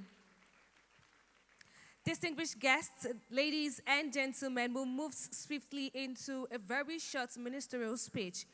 And it is by the Minister of State, Minister of Women and Early Child, Republic of Chad. Distinguished guests, ladies and gentlemen, with a resounding round of applause, please make welcome Her Excellency Madam Kitoko Gata Ngulu as she comes up on stage for this very short ministerial speech. Thank you. Please let's celebrate her as she comes up on stage. Keep clapping, keep clapping, keep clapping, keep clapping, keep clapping until she gets on stage. Thank you. Thank you for gracing us with your presence, Honorable Minister. We appreciate you. Thank you.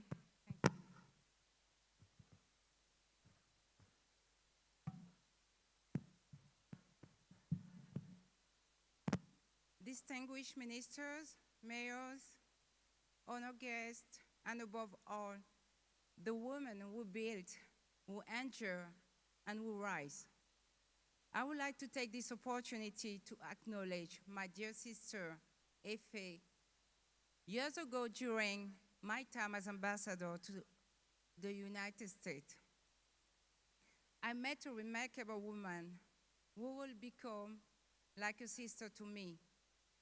Today, I stand in deep admiration of the force she has become. Efe Okola, CEO of Impact Her, is not just making impact, she's redefining what is possible for African women. Across Nigeria and beyond, she's breaking barriers, opening doors, and rewriting the narrative for women. For women entrepreneurs. In a world where building bridges between continents is no easy task, she does so with clarity, courage, and unwavering purpose.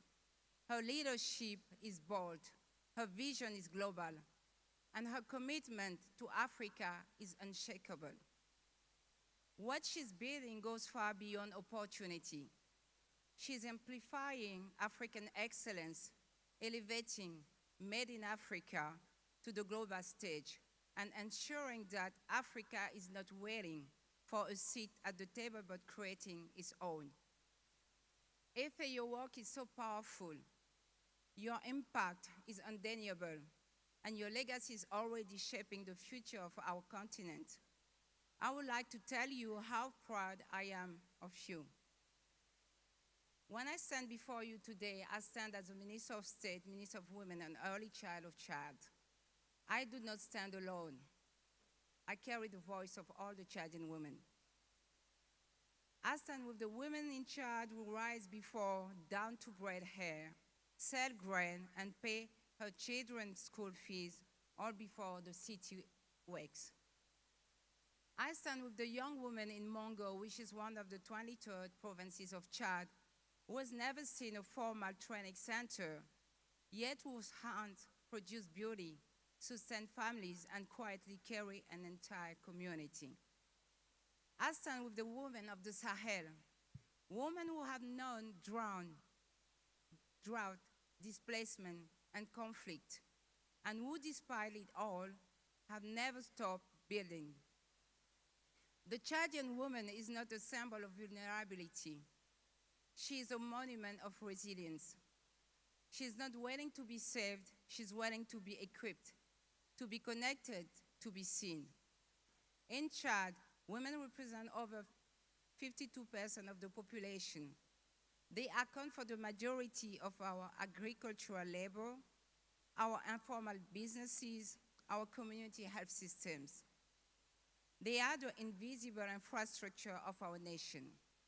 And yet, for too long, They have been the last to receive investment, the last to access finance, the last to sit at the table where decisions are made. Today, through the amazing work FAO COLA is doing, through the endless work the ministers of genders and the women entrepreneurs of our continent are doing, I truly believe that we are changing the narrative. This change of narrative we're talking about did not begin in this conference room. It began at the top with all our leaders, with our head of states.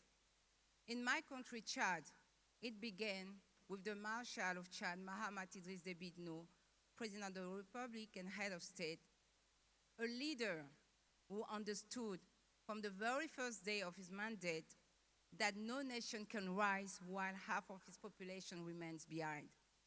Under his leadership, women's empowerment has ceased to be a marginal agenda. It has become a pillar of national policy. The Marshal of my country has consistently elevated the voices of women within the architecture of governance, ensuring that the Ministry of Women and Early Child is not a courtesy post, but a strategic instrument of the national development. His commitment to women is not rhetorical, it is structural. He has championed the inclusion of women in the transitional process in Chad and in the drafting of Chad's constitutional future. He has pursued for women to occupy decision-making roles in government, in the judiciary, in local administration, and in the parliament. We are more than 45% of women in the parliament and more than 32% in the government. He has understood that peace, development, and the economic sovereignty of Chad are invisible for the dignity and empowerment of its women. It is a vision, this vision, that I carry in this room today when I speak of reforming credit access, of embedding entrepreneurship in our school curricula, of connecting Chadian women producers to global markets. I do not speak alone. I speak with the mandate and the full support of the head of state who believes, as we do, that investing in the Chadian woman is investing in Chad itself.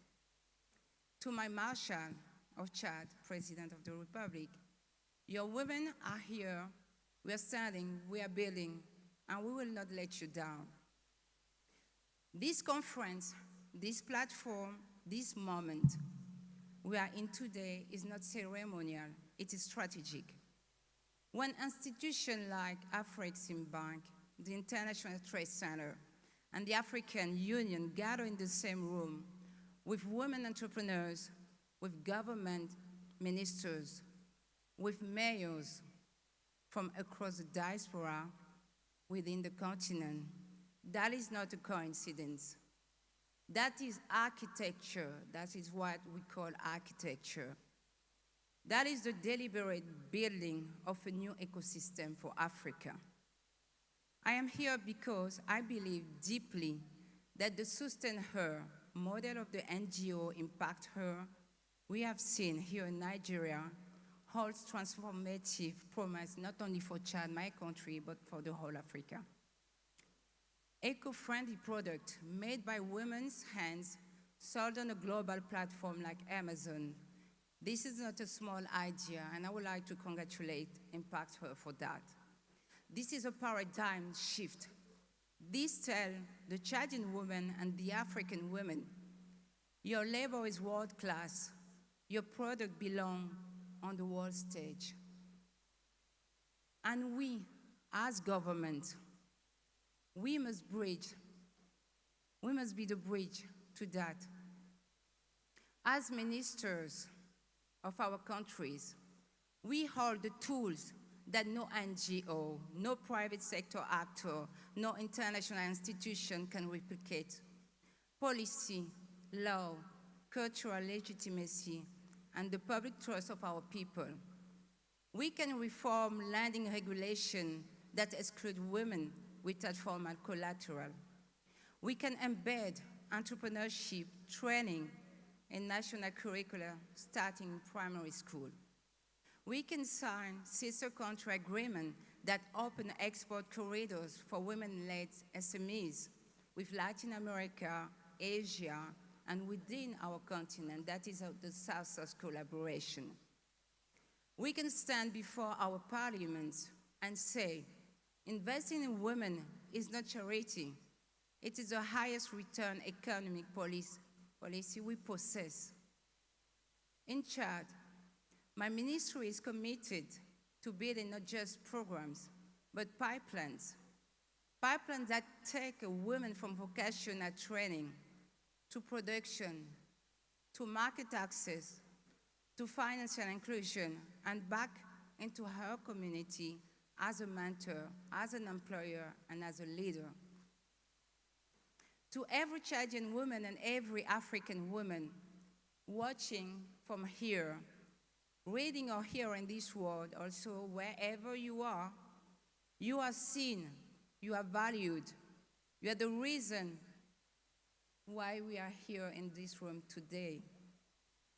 The world is beginning to understand what we African women have always known, that when you empower a woman, you do not change one life, you transform a whole generation.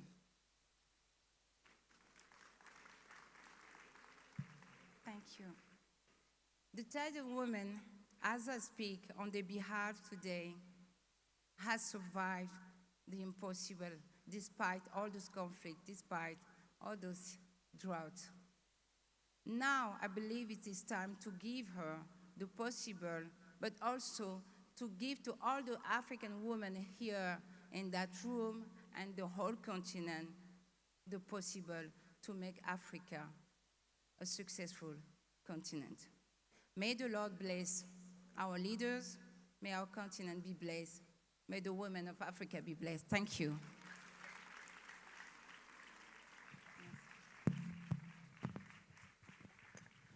Thank you, Honorable Minister. Distinguished guests, ladies and gentlemen, please once again celebrate the Honorable Minister. Thank you. Thank you, Mom. Thank you.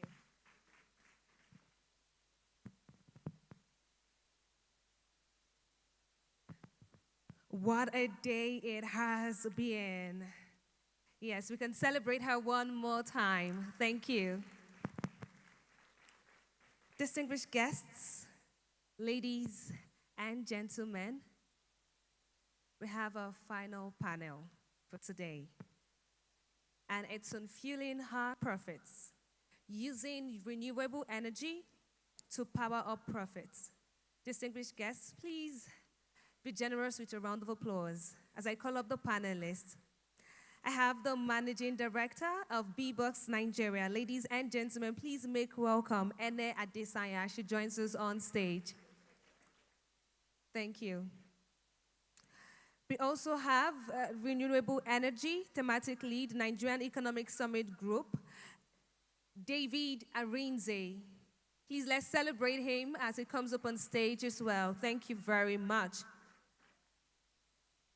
We also have Victoria Okoki, CEO, Floodjack Technical Company Limited, and an Impact Hub beneficiary right here in Nigeria. Ladies and gentlemen, please celebrate her as well. Impact Hub women are very special. Ladies and gentlemen, this panel will be moderated. We also have another panelist, and that is the CEO Super Band Dynasty International Limited, and also an Impact Hub beneficiary right here in Nigeria. No other person but Dr. Yetunde Adekunle. Ladies and gentlemen, please celebrate her. She comes up on stage as well. Thank you. And of course, this panel session will be moderated by the delectable, the phenomenal and intelligent Vanessa Vovor, Strategic Advisor, Togo. Ladies and gentlemen, let's celebrate her. She's coming back on stage for the second time. Thank you.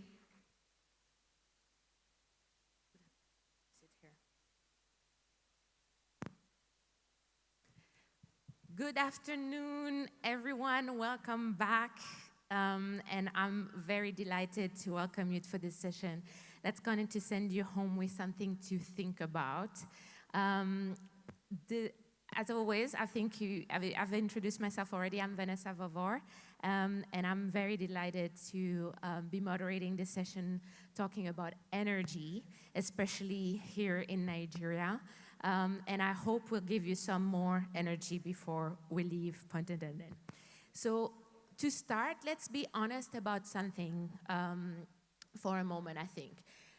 Running a business on the continent, including in Nigeria, as a woman, is already an extreme sport. You're managing cash flow, customers, suppliers, and often a household at the same time. And then on top of that, you have energy bill, you have the cost of your generator diesel that breaks down in the middle of the night, and all of that can actually eat up to 30, 40, 50% of your operation costs. Renewable energy is sometimes presented as a nice to have, a green choice, an ESG talking point, but that's not how our panelists see it. And that's not how I want you to leave this room seeing it either. Today we're going to explore what renewable energy actually does for the bottom line. What it costs to get started, who the ecosystem players are, and perhaps what it looks like when a woman with no prior experience in the sector decides to enter it and build a business around it. So for this, I'm not going to introduce our panelists again for the sake of time, but I will start and dive right in. And for that, I'd like to start with a question that is on everyone's mind because I hear it all the time. Solar, renewable energy, it all sounds good, but is it actually worth it? Let's look into the numbers. And for this, I would like first to turn to Ene Adesanya, Managing Director of B-Box Nigeria, and ask you, as many women entrepreneurs still see renewable energy as expensive, as a cost rather than as an investment, can you help us understand how does it directly translate into lower operating costs and higher profits?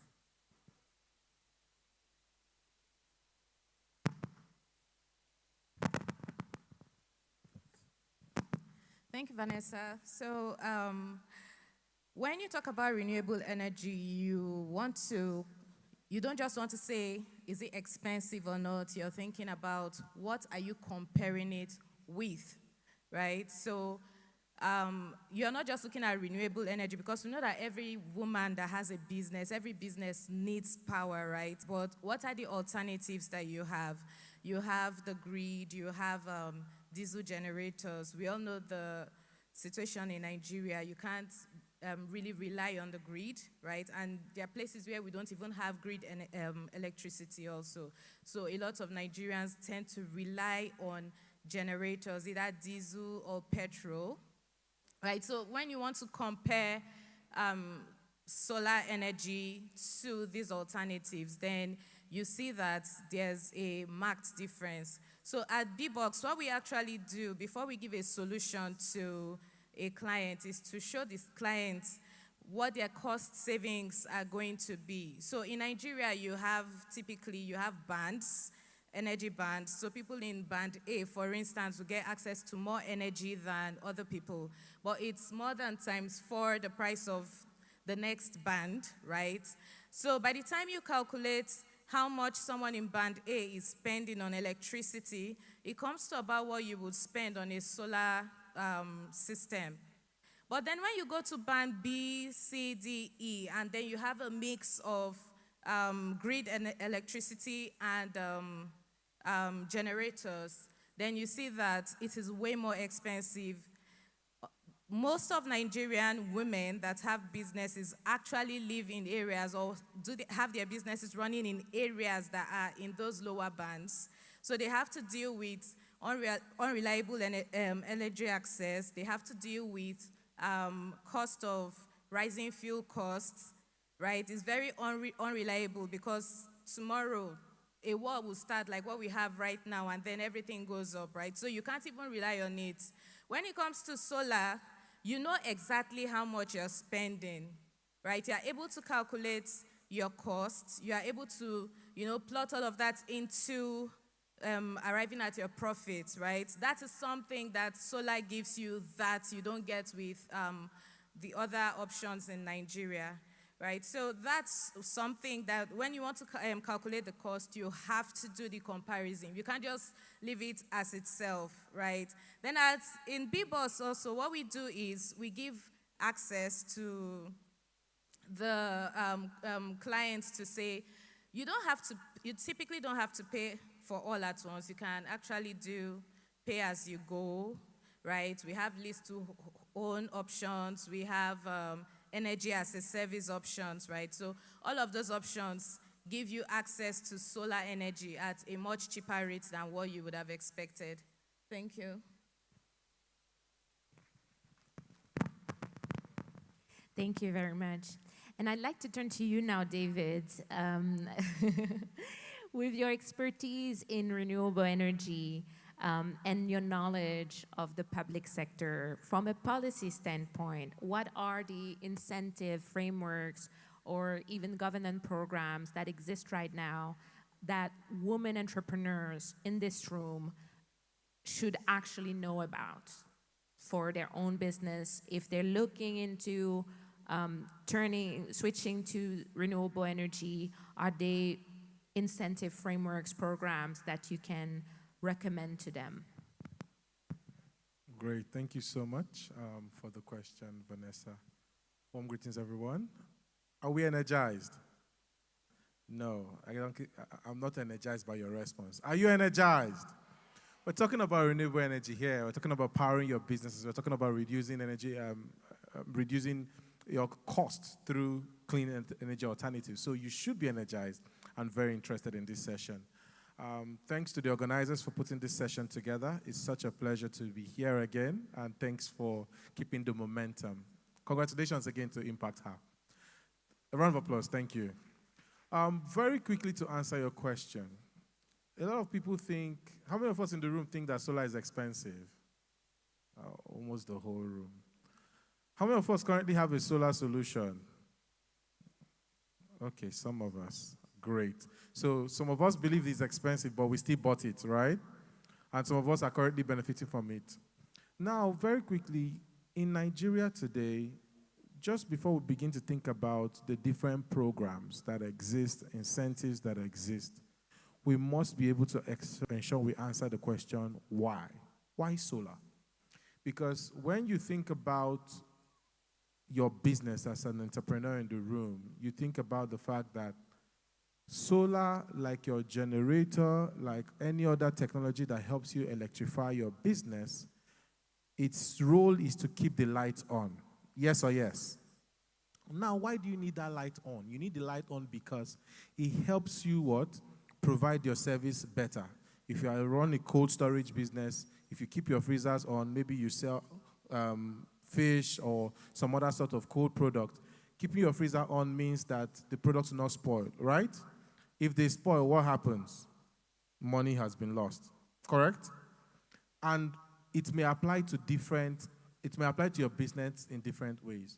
The first thing you should ask yourself before you start thinking about any of these initiatives is, what am I losing as a result of the lack of reliable electricity in my business today? How much does it even cost me today to meet my business electricity needs? If you're not even able to answer these questions, you may not know whether even renewable energy is a good or viable solution for you. So you must do these numbers, and that's one assignment I'm giving you today. Go do a 30-day audit. If you want to find out about energy audits, this is not a technical class. We can revert with Impact and try to get that session done. But try to find out what it costs you. Now, moving to the incentives. In Nigeria today, there are certain commodities. In Nigeria today, there are certain commodities that get to benefit from tax waivers and certain sort of importation cost as a result of the categories they belong to, including solar. Nigeria, through the Energy Transition Plan, to the recent Nigerian Industrialization Policy 2025, we're all advocating for us to have improved integration of renewable energy in Nigeria. And therefore, government is taking certain steps. What are some of these programs? We have the upgraded Nigeria Electrification Program, which is now the DARES program, the Demand Acceleration Through Renewable Energy Scale-Up Program, being implemented by REA. We also have a number of other programs that are implemented by ECOWAS, the EU, and all of these programs are geared at one thing, being able to ensure that business owners like yourselves in the room can benefit from reduced cost of renewable energy solutions. Now the question is, how can you benefit from this? Some of these programs can only be beneficial to you as an individual business. For some, no matter how fantastic your business is, you may not be able to take advantage of it if you do not belong to an economic cluster that has been identified by these programs to intervene or that is being intervened on. And in some cases, beyond just clusters, beyond just individuals, you may need to be able to get them as a larger bunch of group of businesses that are existing as a result of these solutions. So being able to understand where you fit by virtue of either your business location, by virtue of either the program that is currently existing, is one way to benefit from it. So that just answers the question on whether the programs exist. But now the question is, how can you benefit? And I'll tell you that I'm not trying to put her on the spot, but she's in one Yetunde is in one position to tell you what programs her companies like hers, amongst others in the country today, that give you an opportunity to own a solution that is fit for purpose, that you can pay over a period of time. We are very constrained on time in this panel, so I'll try to keep it at that, and we'll keep the conversation going should I have another opportunity. Thank you. Thank you very much for this very concrete answer.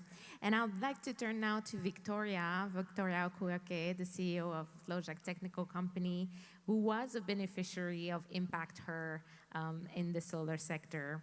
And Victoria, you made the jump into solar as an entrepreneur, not just as a user. And I'd like to know, in your experience working with both households and businesses, what does the financial difference look like for your clients when they make the switch?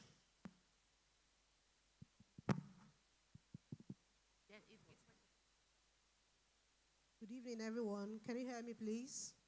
Is it better? I can't hear myself better.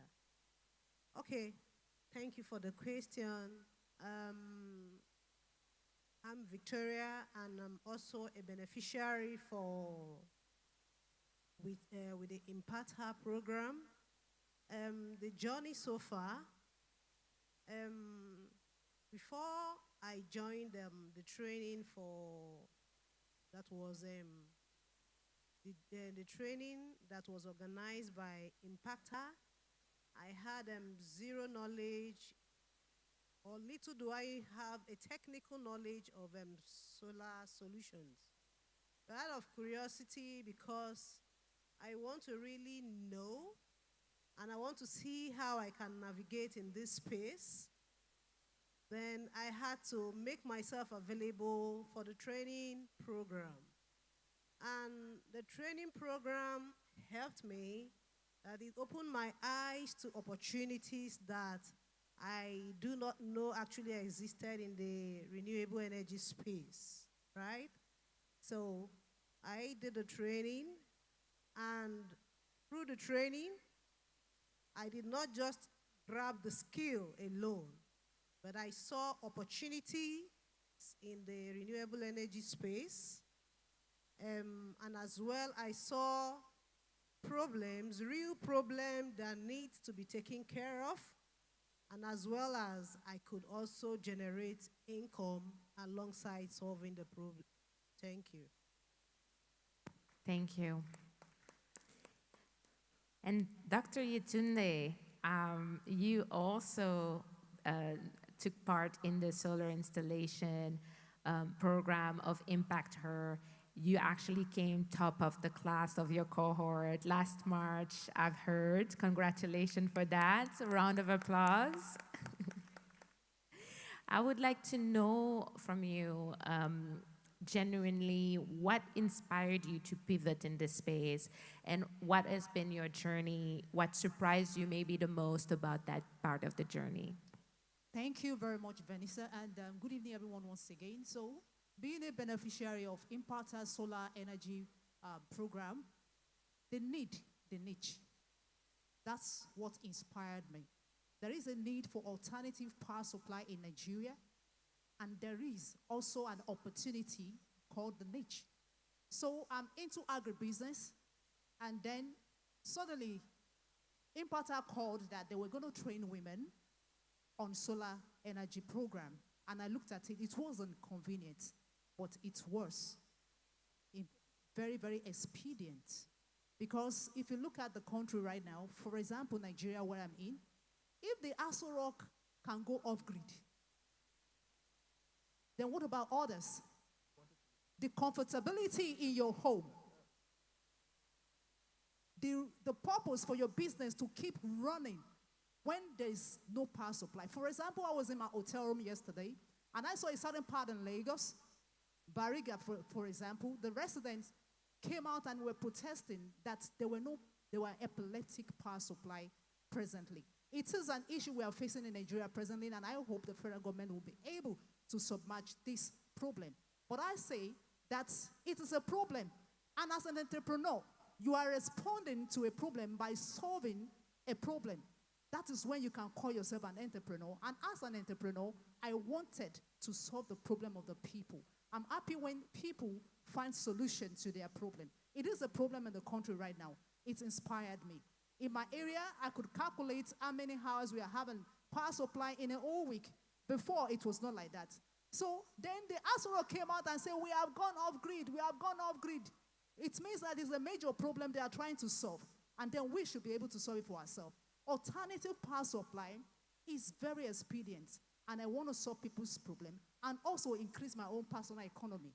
You can imagine the last time I got my first job, 2 weeks, a week after the training, outside Lagos, and when I got my commission, I was like, wow, you mean it? Yes.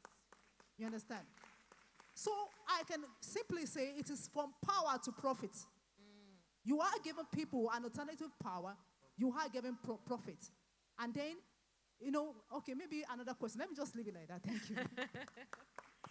Thank you. Very insightful, and I think it probably motivated a lot of women in the room.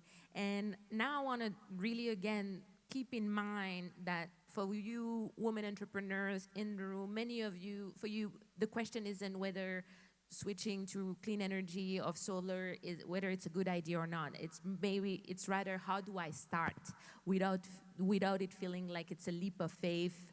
And for that, I again want to ask NA here. The upfront cost is a real concern for SMEs. You talked about it a little bit earlier, but can you expand a bit more on what are the practical options that exist for women entrepreneurs who want to start integrating clean energy into their business without heavy capital outlay? And maybe to really be concrete, what is that one first step that someone in this room could take even next month if they wanna make the switch? Thank you, Vanessa, for the question. This is a very important question. I think a lot of us have it at the back of our minds, especially as David had asked, and a lot of people here don't have access to solar yet. So yes, it's a very good question. I think the first thing anybody that needs a solar to switch should do is to do an energy audit, right? Talking about solar. No, it's off. It's off. Yeah. It happened twice on my panel of 30 minutes.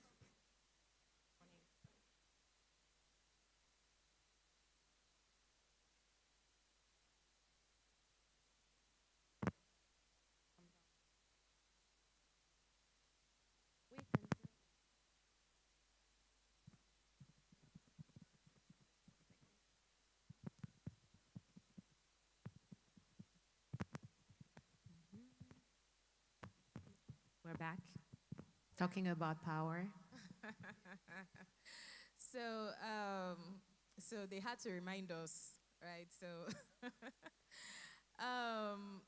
So I was saying that the first thing you need to do is a power audit of what you need to power. So practical steps you could take is, what are the first things I really need to power? Because you might need to start small, and then as you're able to grow, you increase on your capacity, right? So you could do that. Also, so first the power audit, and then you now start to look for what solutions you could actually have. So like I said earlier, at B-Box, we actually have solutions where you do not need to invest that full capital, right, into your business before you start. And I know that it's not just B-Box. A lot of companies have those options too, where you can, start and then pay as you go. So we call it the pay-go alternative, right? And then, so you can have that opportunity where you pay small and lease to own over time. Or you can also have a situation where you have energy as a service. So for B-Box, we have some of our clients that we do that for. We own the system, and it just runs like they're paying their power bills, for instance, right? Yeah, so those are the typical options that you can have. Also, David had talked about grants and all of that, right? So there's the World Bank DES grant that is going on now, where these things are actually subsidized. So you could just look out for those solutions. There's the Solar for Business element of that World Bank grant, and the plan is to power different market clusters and all. So you could just look out for those opportunities around you also. And those models actually run on energy as a service or lease to own also. So it would definitely be affordable, right? So thank you. Thank you. And I'd like to, because we're running out of time, so I will only be able to run a last question to David, Victoria, and Yetunde. But so David, I wanted to ask you, what were the renewable energy trends that women-owned business should be positioning themselves over the next 2 to 3 years? But I would like actually to hear you on what are the concrete recommendations also that you have for women entrepreneurs in the room if you were in their shoes and had to switch in the coming year, maybe not next month like I asked, but in the coming year, what also would be your recommendations? Thank you so much, Vanessa, for this question. Two of my responses will border on renewable energy. The third one will border on the nexus between renewable energy and circular economy. When you look at the renewable energy landscape in Nigeria today, you see that there is the increased need for panels. And can I tell you what, as women in the room, please hear me out. We have some companies today in the country that's doing some level of manufacturing, that's doing some level of assembly. Solar PV manufacturing, lithium battery assembly, inverter manufacturing. Guess what? I've spoken to some CEOs of these companies. They prefer to employ women than to employ men. Why? Because they claim that in terms of managing the assembly line that is very delicate, women are more meticulous. So that's another opportunity for you. It's a good place to clap because we're giving you your flowers. So there's an opportunity, and I said that to say there's an opportunity in the local assembly and manufacturing value chain of equipment in the country. 2, and this includes also, allow me to add, solar home systems. The sales, the marketing, the distribution of these systems, there are a number of programs today in the country that support the sales and distribution of renewable energy distributed solar home systems that tend to power last mile communities. So those are the 2 opportunities. The third one, very soon, it's currently in the works, Nigeria would have its first off-grid renewable energy policy. Off-grid renewable energy waste policy, equipment waste policy. Now, what does this do? It creates a new market around the recycling of renewable energy equipment. Now you see in Nigeria today, everybody's saying, I want to go solar, I want to go solar. These equipments have an end life. These equipments have a time where they are no longer able to give you useful service. So what happens to them when they get to their end life? In order for them not to end up in our landfills, there's an opportunity around recycling them. Today, the number of companies we have recycling renewable energy equipment are nothing compared to the demand and the waste that currently exists. And guess what? We are still playing catch-up when it comes to renewable energy use in the country. Now think about the next 5, 10 years. Those equipments that have already gotten to their end life is a huge business opportunity. Allow me to add this, Jara. Now, REA, the Rural Education Agency, under this new program, DARES, that's the Distributed Access to Renewable Energy Scale-Up Program, as a company that is saying that you want to deploy renewable energy solutions, if you do not evidence an MOU with a company that would upcycle or recycle your equipment when it gets to the end life, it's part of a requirement. So are we getting the opportunity around recycling? So you can feel free to see it as free opportunity and expo into what would happen in the future. Thank you. Thank you for listening. Thank you. Leaving us with very concrete business idea you can follow up on. Victoria, looking at your journey where you started as a complete beginner in this space to someone building partnership, reaching last mile customers, what advice would you give to the women in the room who want to enter the space but maybe feel like they don't have the background, they don't have the network, they don't have the confidence? What would be your advice? Okay, thank you, Vanessa.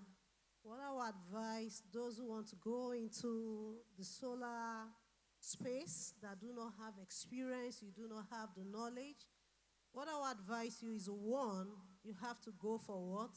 Knowledge. If you go for knowledge, it will give you an edge.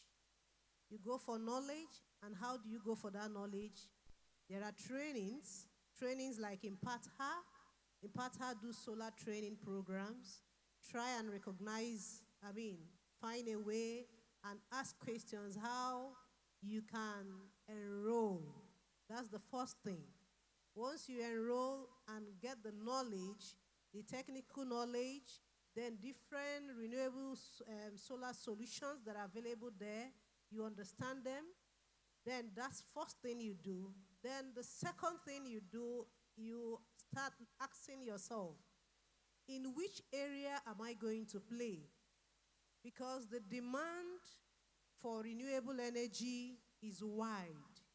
Are you going to concentrate on household solutions? Are you going to concentrate on business solar solutions? So you ask yourself the area you can play very well. So if you're going to play in the area of the business solutions, solar solutions, then you find the market within that niche. Then if you want to play in the business space, then you also find the market, or you niche down in that area. Then having found out the market, then the next thing you will do, you will have to start building what? Trust. People have to trust you. Trust from the suppliers or those who you are going to partner with to ensure you have access to those solutions. So you be a go-between the supplier or the manufacturer and those who need the solution. Then having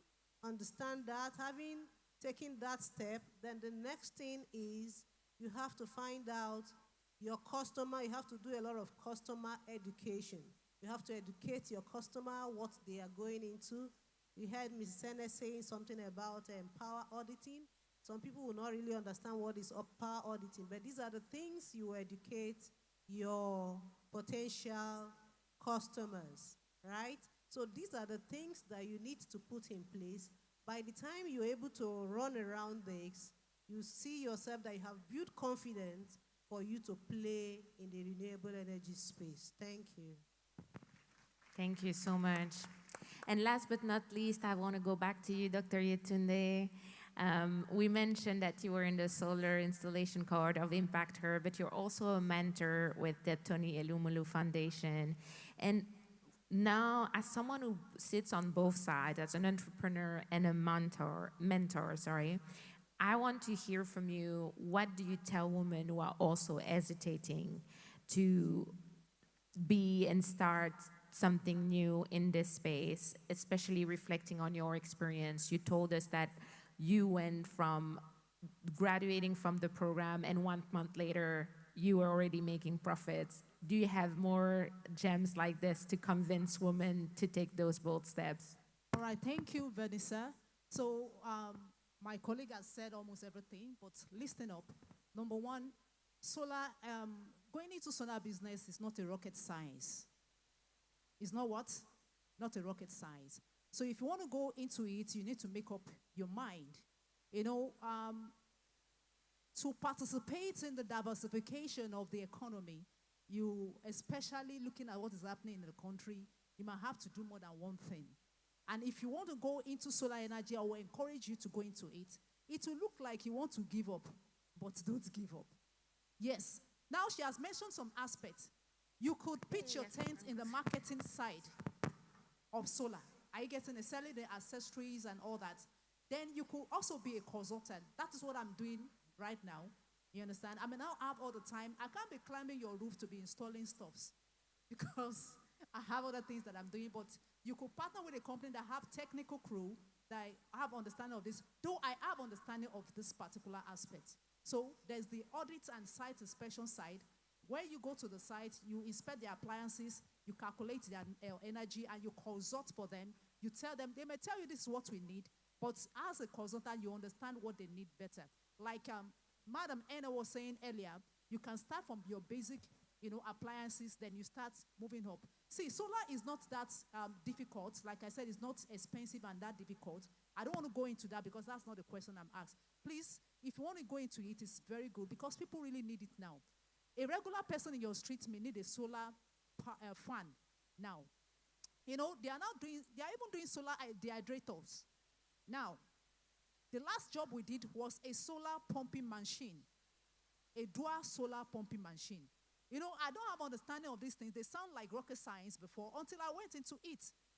You understand? So I found out that there's a pumping machine that could use the lights to pump in the night or during the rainy season, or use your panel to pump when there is the sun. You just be using the sun to pump the energy. So the essence of you getting solar is for your comfortability and for your business to move forward. And also for people who are, at the band hay, that they are paying so much, you can go off grid. You understand or not? You can't go completely. Let me tell you the truth. You can't go completely off grid except you have all the money. But you can stop buying fuel. How much is fuel per liter now? Are you getting what I'm trying to say? So you are going to be making money for yourself and solving other people's problems. It's not rocket science. Go with all the courage. Connect with Impact community. They are very great people. Try to get information on when they're going to be having their next free training and do that. But if you do not take anything away from what I'm saying, just know that learning or going into alternative energy as a business is not a rocket science, something you can do. It's not meant for the men only. I'm a woman, I'm doing it, and I'm making money for it, and I intend to go into it. I sell Gary, I sell spices. I have my main business is white food. But now I want to pitch my tent with solar energy because that is what is needed now. Thank you so very much.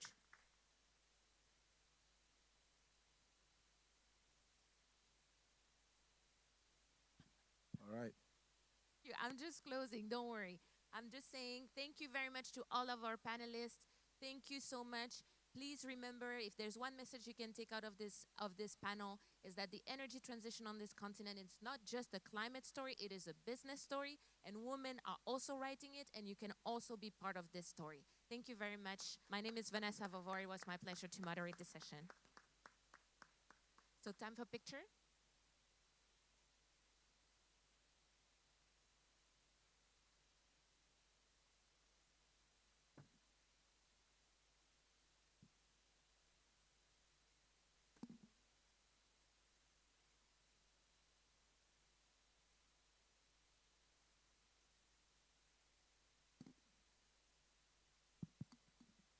Well done, Vanessa. And to all the panelists, thank you for sharing your insights and allowing us to draw from your well of knowledge this afternoon.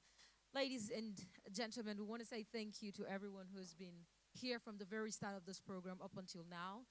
Can I just ask you to please take a moment to breathe out? Can you do that with me? Let's breathe. Exactly. Please, a round of applause for yourselves. I'm now pleased to announce that we've come to near the end of today's program, but we have something exciting. Of course, it's a raffle draw, and I'm excited to bring up my co-host on stage. Please, a round of applause for Esther Umelu. And also to make this quick announcement, if you're looking for your ATM card, UBA ATM card, Nazirat, please do well to come backstage and claim your ATM card.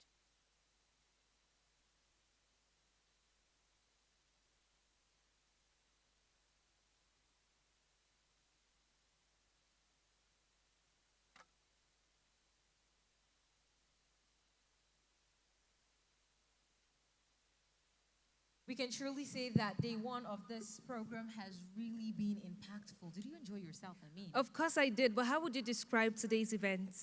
One word, I would say Okay. impactful. For me, insightful. Another word would be eye-opening. I really enjoyed the panel session that they had here. But guess what? Tomorrow, oh my goodness, you're not ready. Who is ready for tomorrow? Who is ready for tomorrow? Love the energy in the room. Please Who is come ready? Of course, they're all ready. Love Who is it. ready? No, I can't hear any sound. Who is ready? Exactly. That's how we do it here. But first off, celebrate yourself for staying down to this time. Celebrate yourself. We appreciate you. Thank you.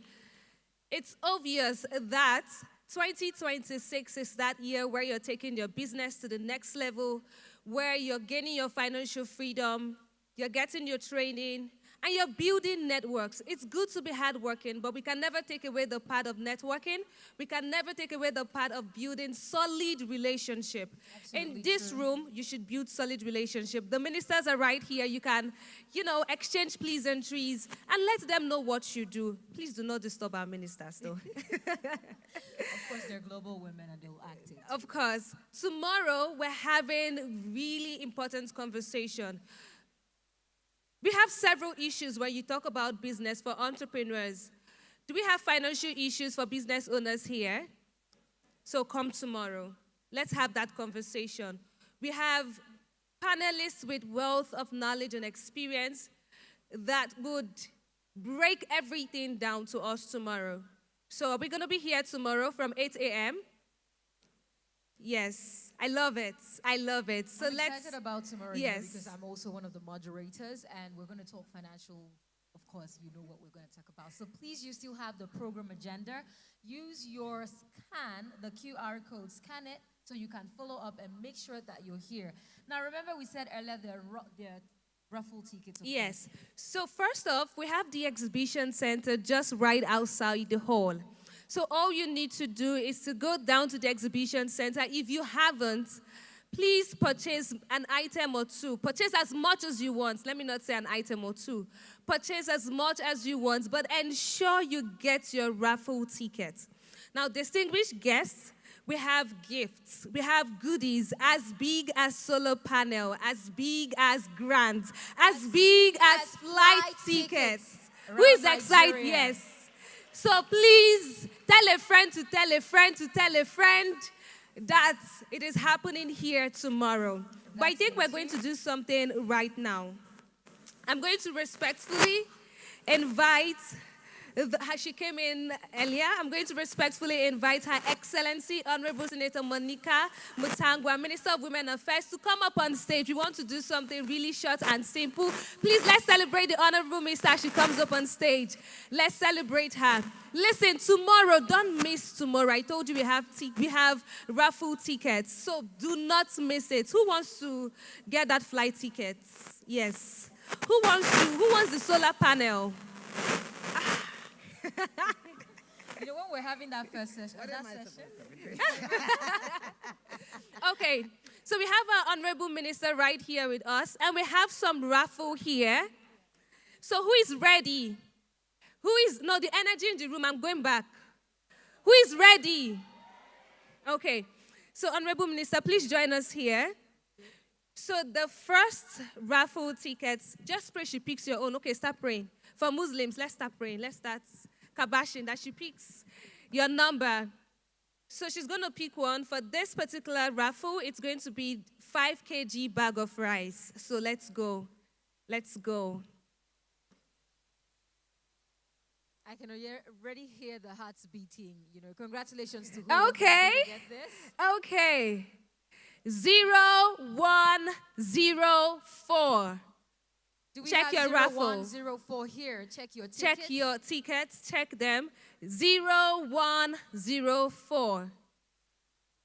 0104. You see why we should stay to the end of a program like this? Because you don't know. It might just be your own. So we just go on, pick another Okay, we one, go of on course. to the next one. Now, the next raffle, you'll be qualified for a business pitch tomorrow. And that business pitch would give you access to grants. That is if you win. So, let me shake it very well.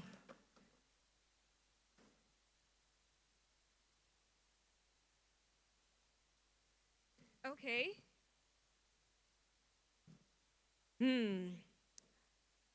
0, 1, 1, 6. Please check your tickets. Congratulations Woo! to 0116. Our winner. We need for to confirm the number, please. Yes, please.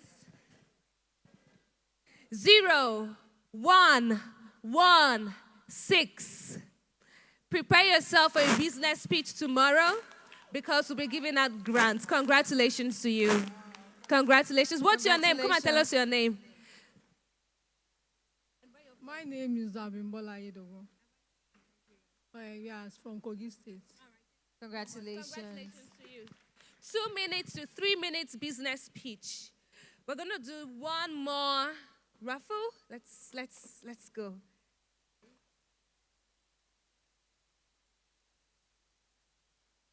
Okay. 0, 0. The next number is Esther. Another 0, 1, 1. Check your tags or check your tickets. 0, 0, 0, 1, 1. Oh. Should we pick one more? One more. Okay, let's try. Let's Stop see praying. who the odds are in your favor this time around.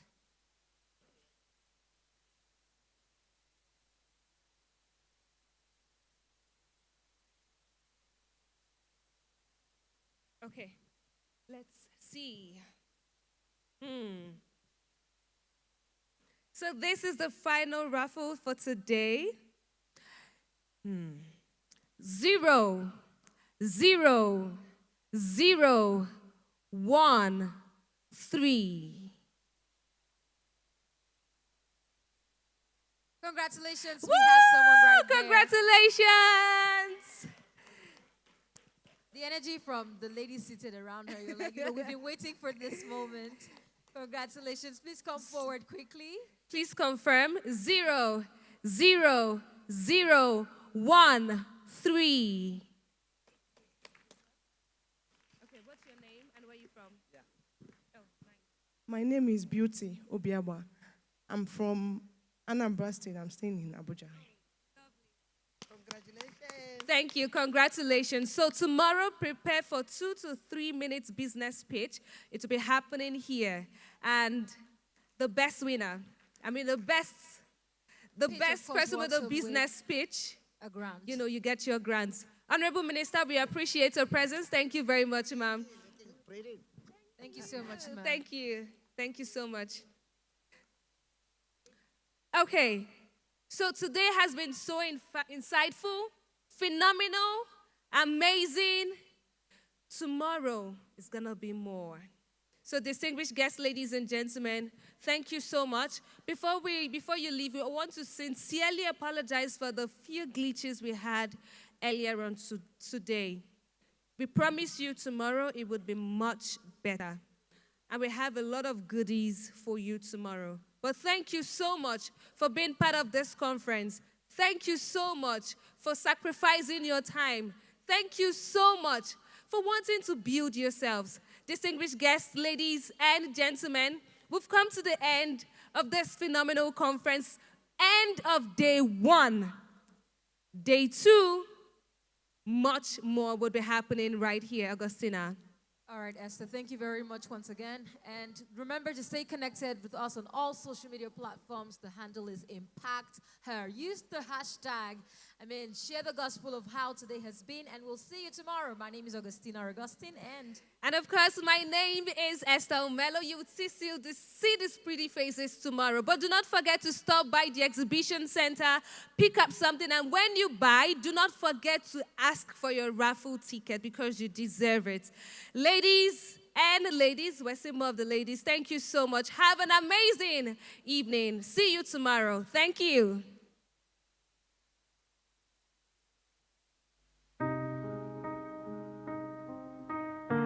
A 300 billion gap, they said the numbers don't lie.